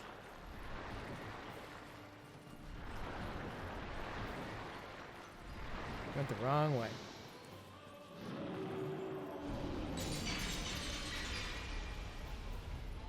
So, first things first, we gotta take care of this. And now, that is the seat of your power, huh, Seath?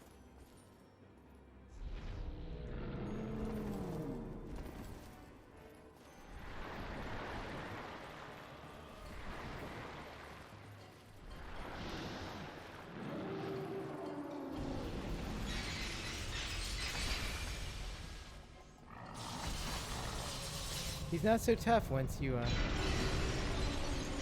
get rid of this little crystal thing. Oh shit.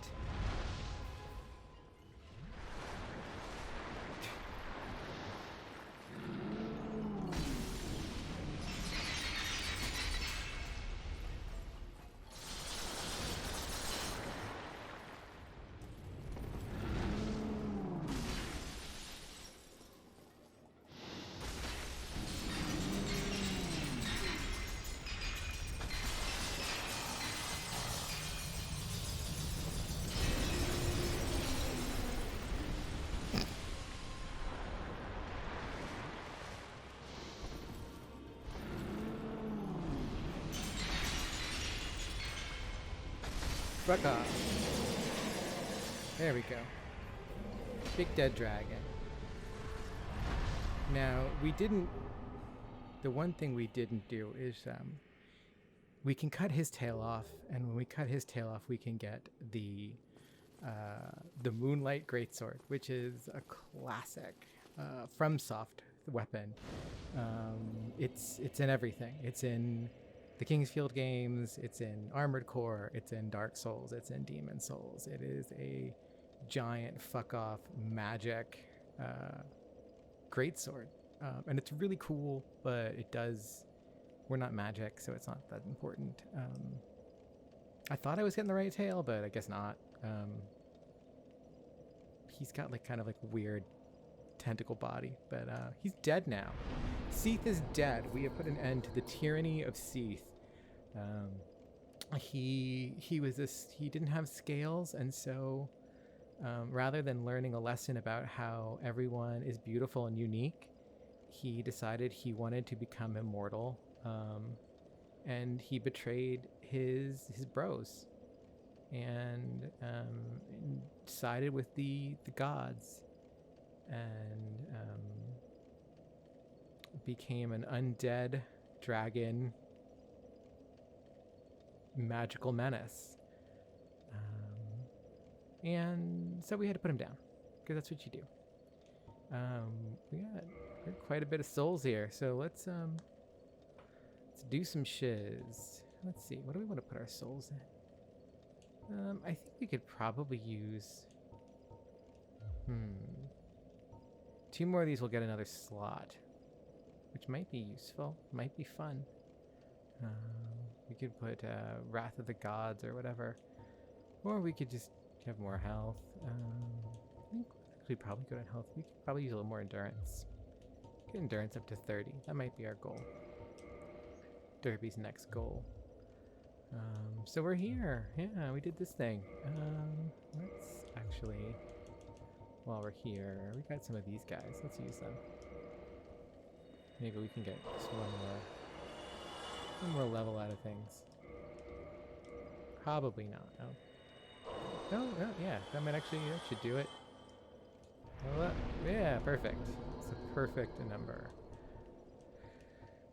There we go. 28.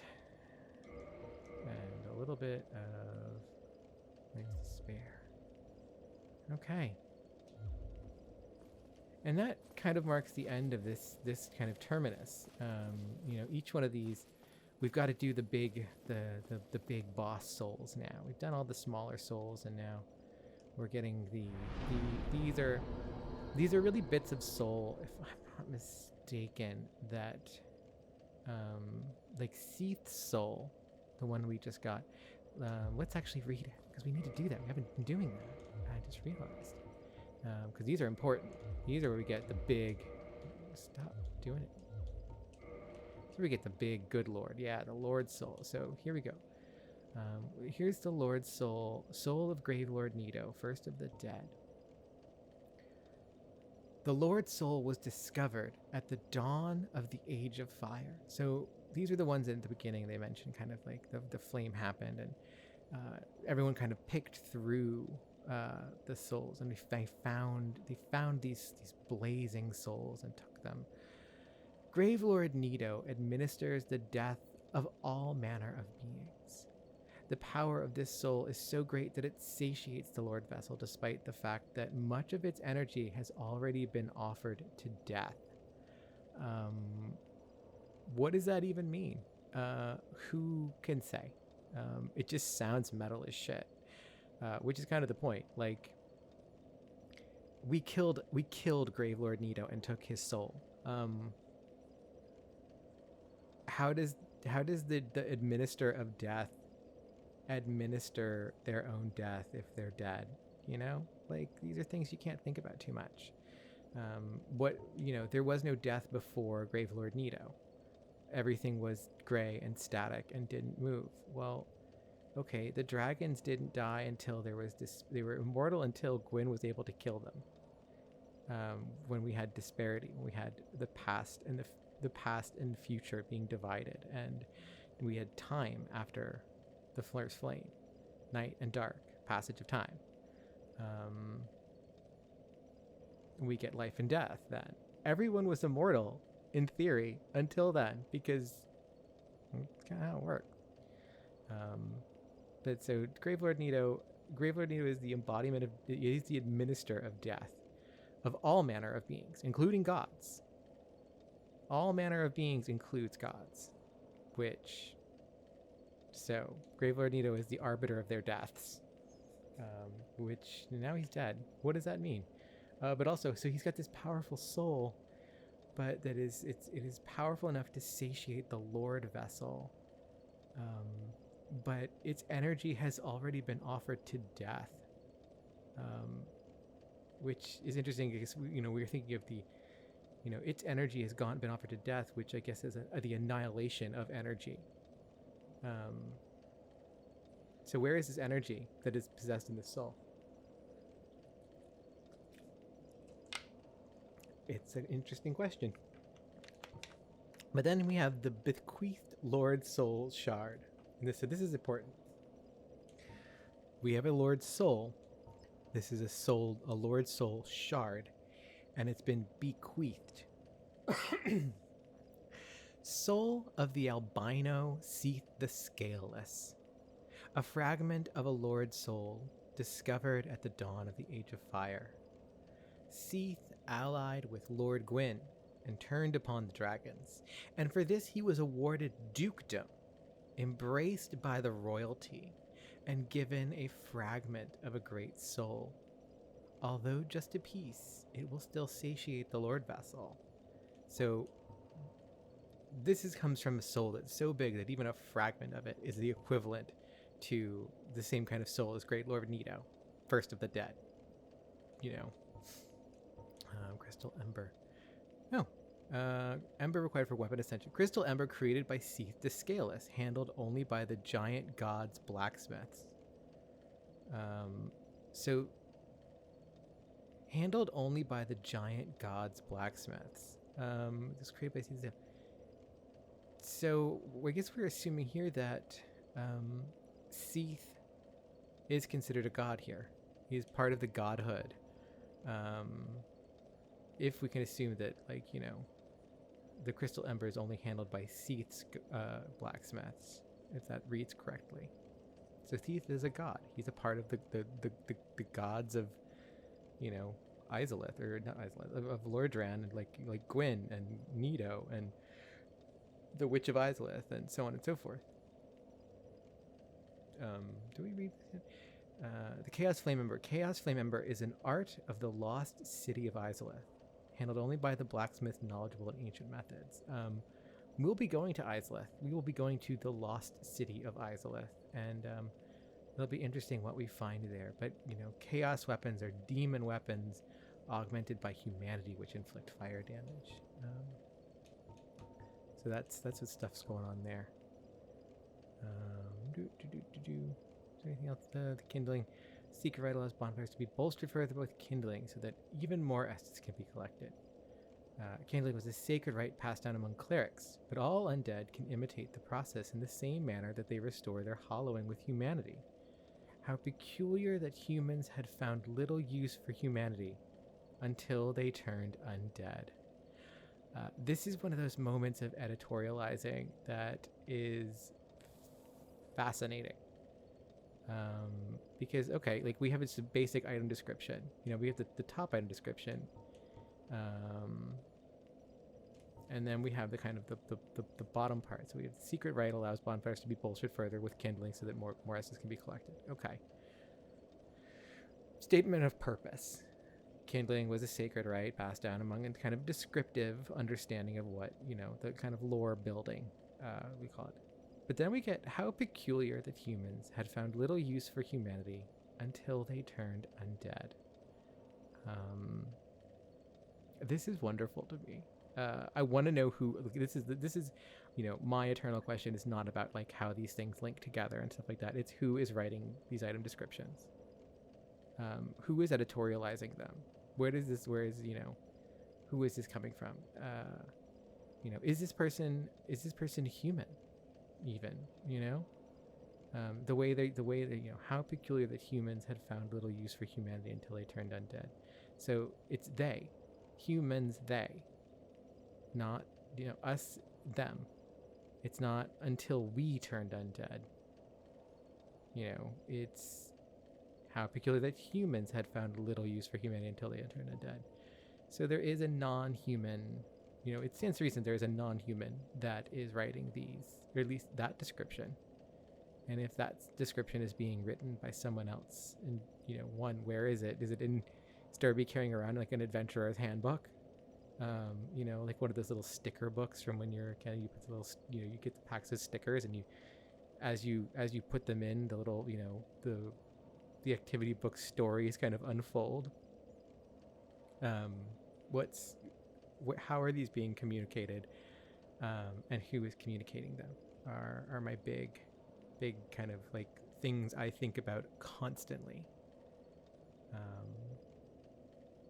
And the vine appears to originate from Ulasil. This is okay. That's right. We found this. So this is half of a broken stone pendant.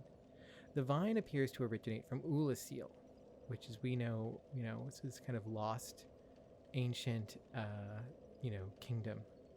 A powerful magic can be sensed from this ancient stone, yet men of this time can neither manipulate nor sense its power, which has a distinct air consisting of both reverence and nostalgia. So we know someone from Ulasil. We might go talk to them about this, see what they have to say. This is a Crest of Artorius. Let's open the door. Lead to the grave of Sir Artorius. Yeah, we did that. I wonder if these dungeons... No, okay. Enter the asylum. Big pilgrim. We have... Okay, yeah, let's see. Archive Tower Selkie. The Archive Tower, once a trove of precious tomes and letters, became a prison after the onset of Seath's madness. I think we read this with Michael. The serpent men who guard the prison know not the value of what they hide. In the basement of the tower are the writhing mistakes of the terrifying experiments which were conducted there. So all of those weird squid snake octopus snake ladies that wailed, and those are mistakes. Those are mistake experiments that are leftovers. It's interesting to think that Seath keeps them around and doesn't just kind of, obliterate his experiments, just kind of, toss them in the incinerator. But he keeps them in the basement. For what purpose? Perhaps the Serpent Men were careless, for there are several keys scattered about which fit Archive Tower cells. It's an extra key. It's just a surplus key. Okay, here we go. Tower Giant Selkie. The giant cell once imprisoned countless maidens, but is now empty, save for a few key persons. They struggle to uphold their sanity as the horde of mistakes writhe at a fearfully close proximity. Okay. Here's the key to the giant door leading out from the uppermost floor of the Archive Tower, which now serves as a prison. The key's design resembles not the key of a prison. Indeed, the tower was once no prison at all, but a trove of precious tomes. So as Seath has descended into man, he wasn't always, mad. He was a member of the royal family almost. He was a duke. He was embraced by the royalty. He was embraced by Gwyn and his family, and the other lords presumably. He was loved by the people of Anor Londo. And then things went bad because he locked himself up in this strange place, this tower of library, and just started reading. And then it wasn't so good after that. So here we are. Let's see. Can we go to the Duke's archives from here? Select bonfire. Where does this take us? Maybe this will take us back to No, it's this one. Okay. Well, let's go see if we can figure out where Logan is. We can remember how to get back to him. Not die in the process.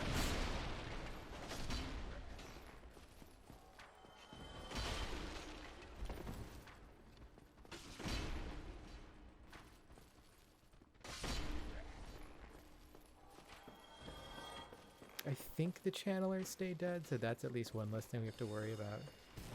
Because they're fucking annoying. These guys are bad enough, but...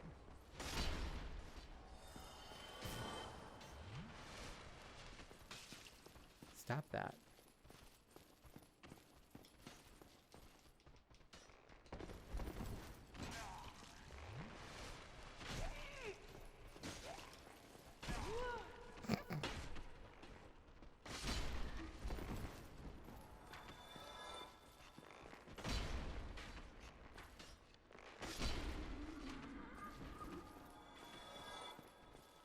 That's the entrance way. Oh no, Chandler's still there.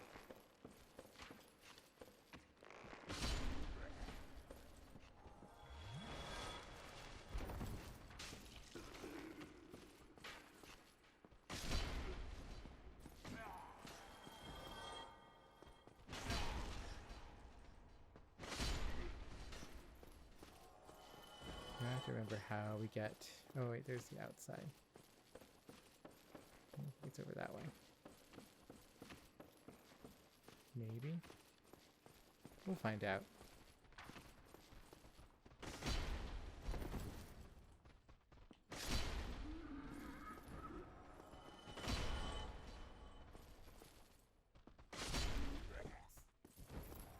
Nope. That's not the way.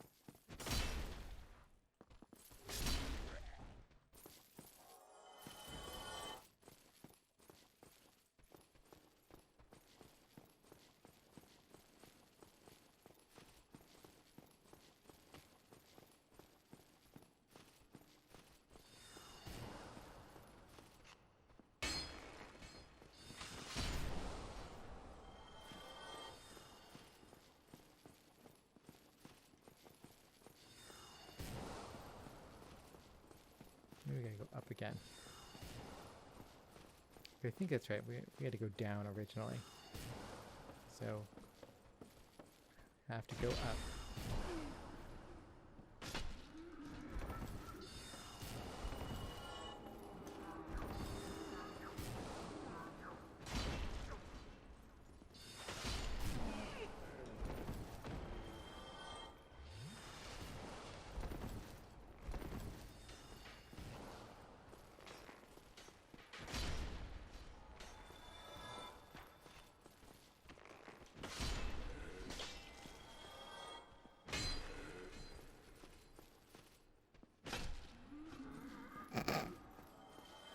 That's one way to do it.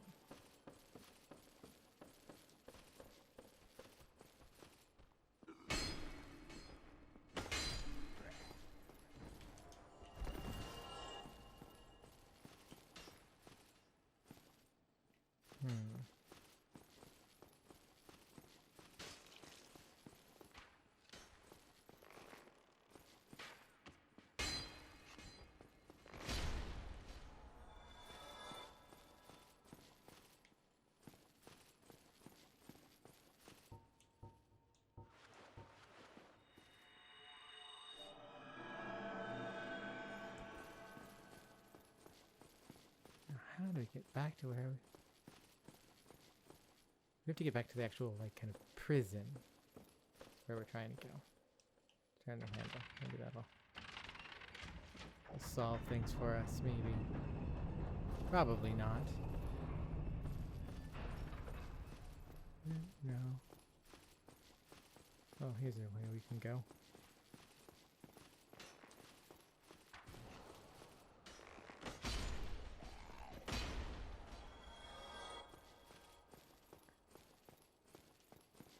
No, this looks closer to where we need to be.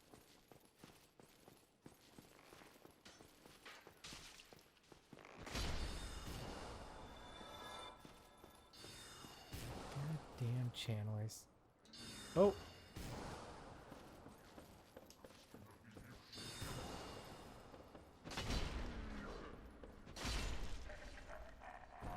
That's right, down you go. Buddy.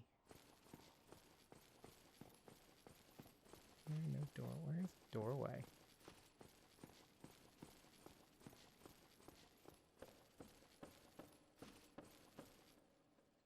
Maybe that's it. Is this the right way? This seems familiar.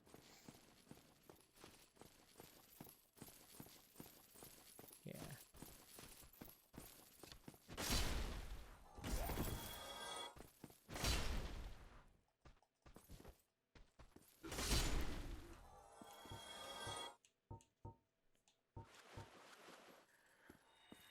Look at all these souls we're amassing.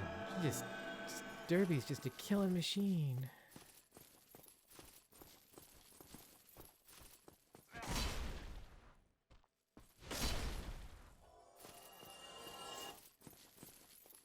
There's that crystal cave again. Okay, it's gotta be. Yeah, here we are. Here we go. 'Cause this is the top of the thing, and then now we just gotta go down. Oh wait, can we? There. Yeah.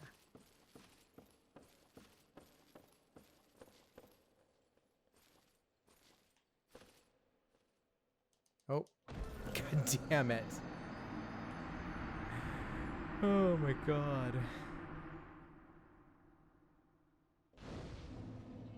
We're all the way back here. Of course. We almost made it. So is it possible to warp anywhere closer? Is that really? That's the one. Yeah, you know what? Derby doesn't trust this magic shit. Derby's gonna leave Logan where he is. Derby is pretty sure that is the safest place for him, honestly. Derby doesn't like liars. Doesn't like monarchy. Doesn't like... doesn't really believe in the way of white anymore. And Derby definitely is skeptical of magic, because now that she's seen what magic does, Derby might believe that Logan is probably best left imprisoned for, various reasons. Because this affection for magic, this need, this wanton lust for magical insight and power is far too great. And this magic, sorcery, definitely makes Derby uneasy, because it all comes from the Pale Drake, Seath the Scaleless. So Derby's not going to fuck with that. Derby's not going to fuck with people who fuck with that. Derby's actually going to go back to Firelink Shrine.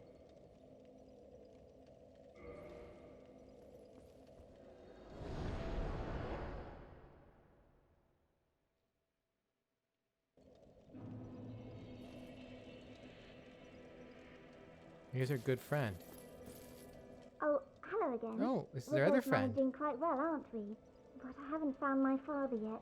Have you seen him? Have we seen him? Well, didn't he go down to Blighttown? Really? I'm sorry he's caused you trouble. He has a knack for that. Yeah, because he's down in Blighttown. He's asleep.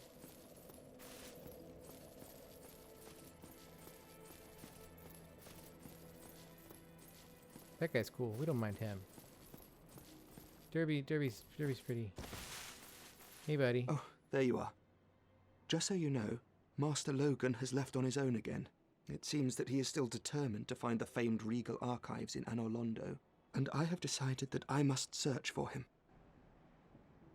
Okay. Oh, hello.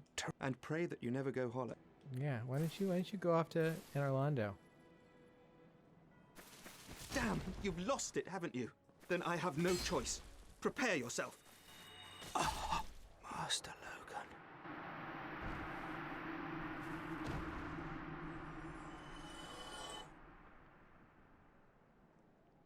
Derby's not fucking around with that shit. Oh, look at that. Derby got a sorcery. A slumbering dragon crest ring. What is this slumbering dragon crest ring? I think that's one of those rings that, like, you get that and you do the sorcery build. But, where it produces no sound whatsoever. That's kind of cool. Dark Souls does a very interesting, Demon Souls especially. You could have a stealth build that was, like, completely viable. You could be truly sneaky in that. Derby's still on the fence, and she's not sure about pyromancy, but she thinks it's probably pretty cool. That guy, he's all right. He hasn't gone mad yet. Derby hasn't found anything that's, too disconcerting about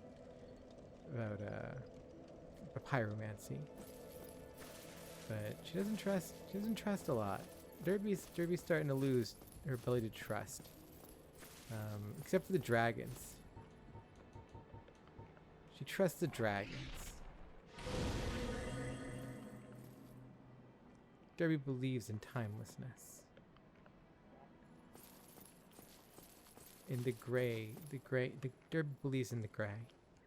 That's what Derby's all about. Derby doesn't trust this guy. He's not quite a dragon. He is a primordial serpent.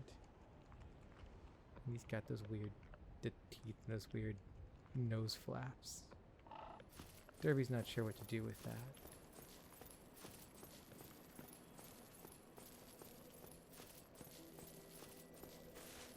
But Derby's off. It's time for Derby to go figure out her next adventure. And that is going to be...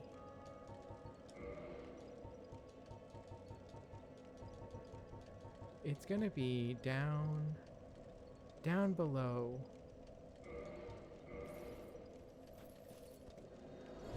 Where it's hot and red and the flames of chaos burn out of control. That's where Derby's going to be next time. And so I'll leave you here. I hope you enjoyed this episode. Thank you to Michael. Go and check out the description for links to Range Touch and all the things you can find what Michael does with our buddy Cameron Kunzelman, and they do go subscribe to their Patreon. Give them your dollars and get access to the Just King Things bonus podcast, if nothing else, because that is truly a tremendous thing.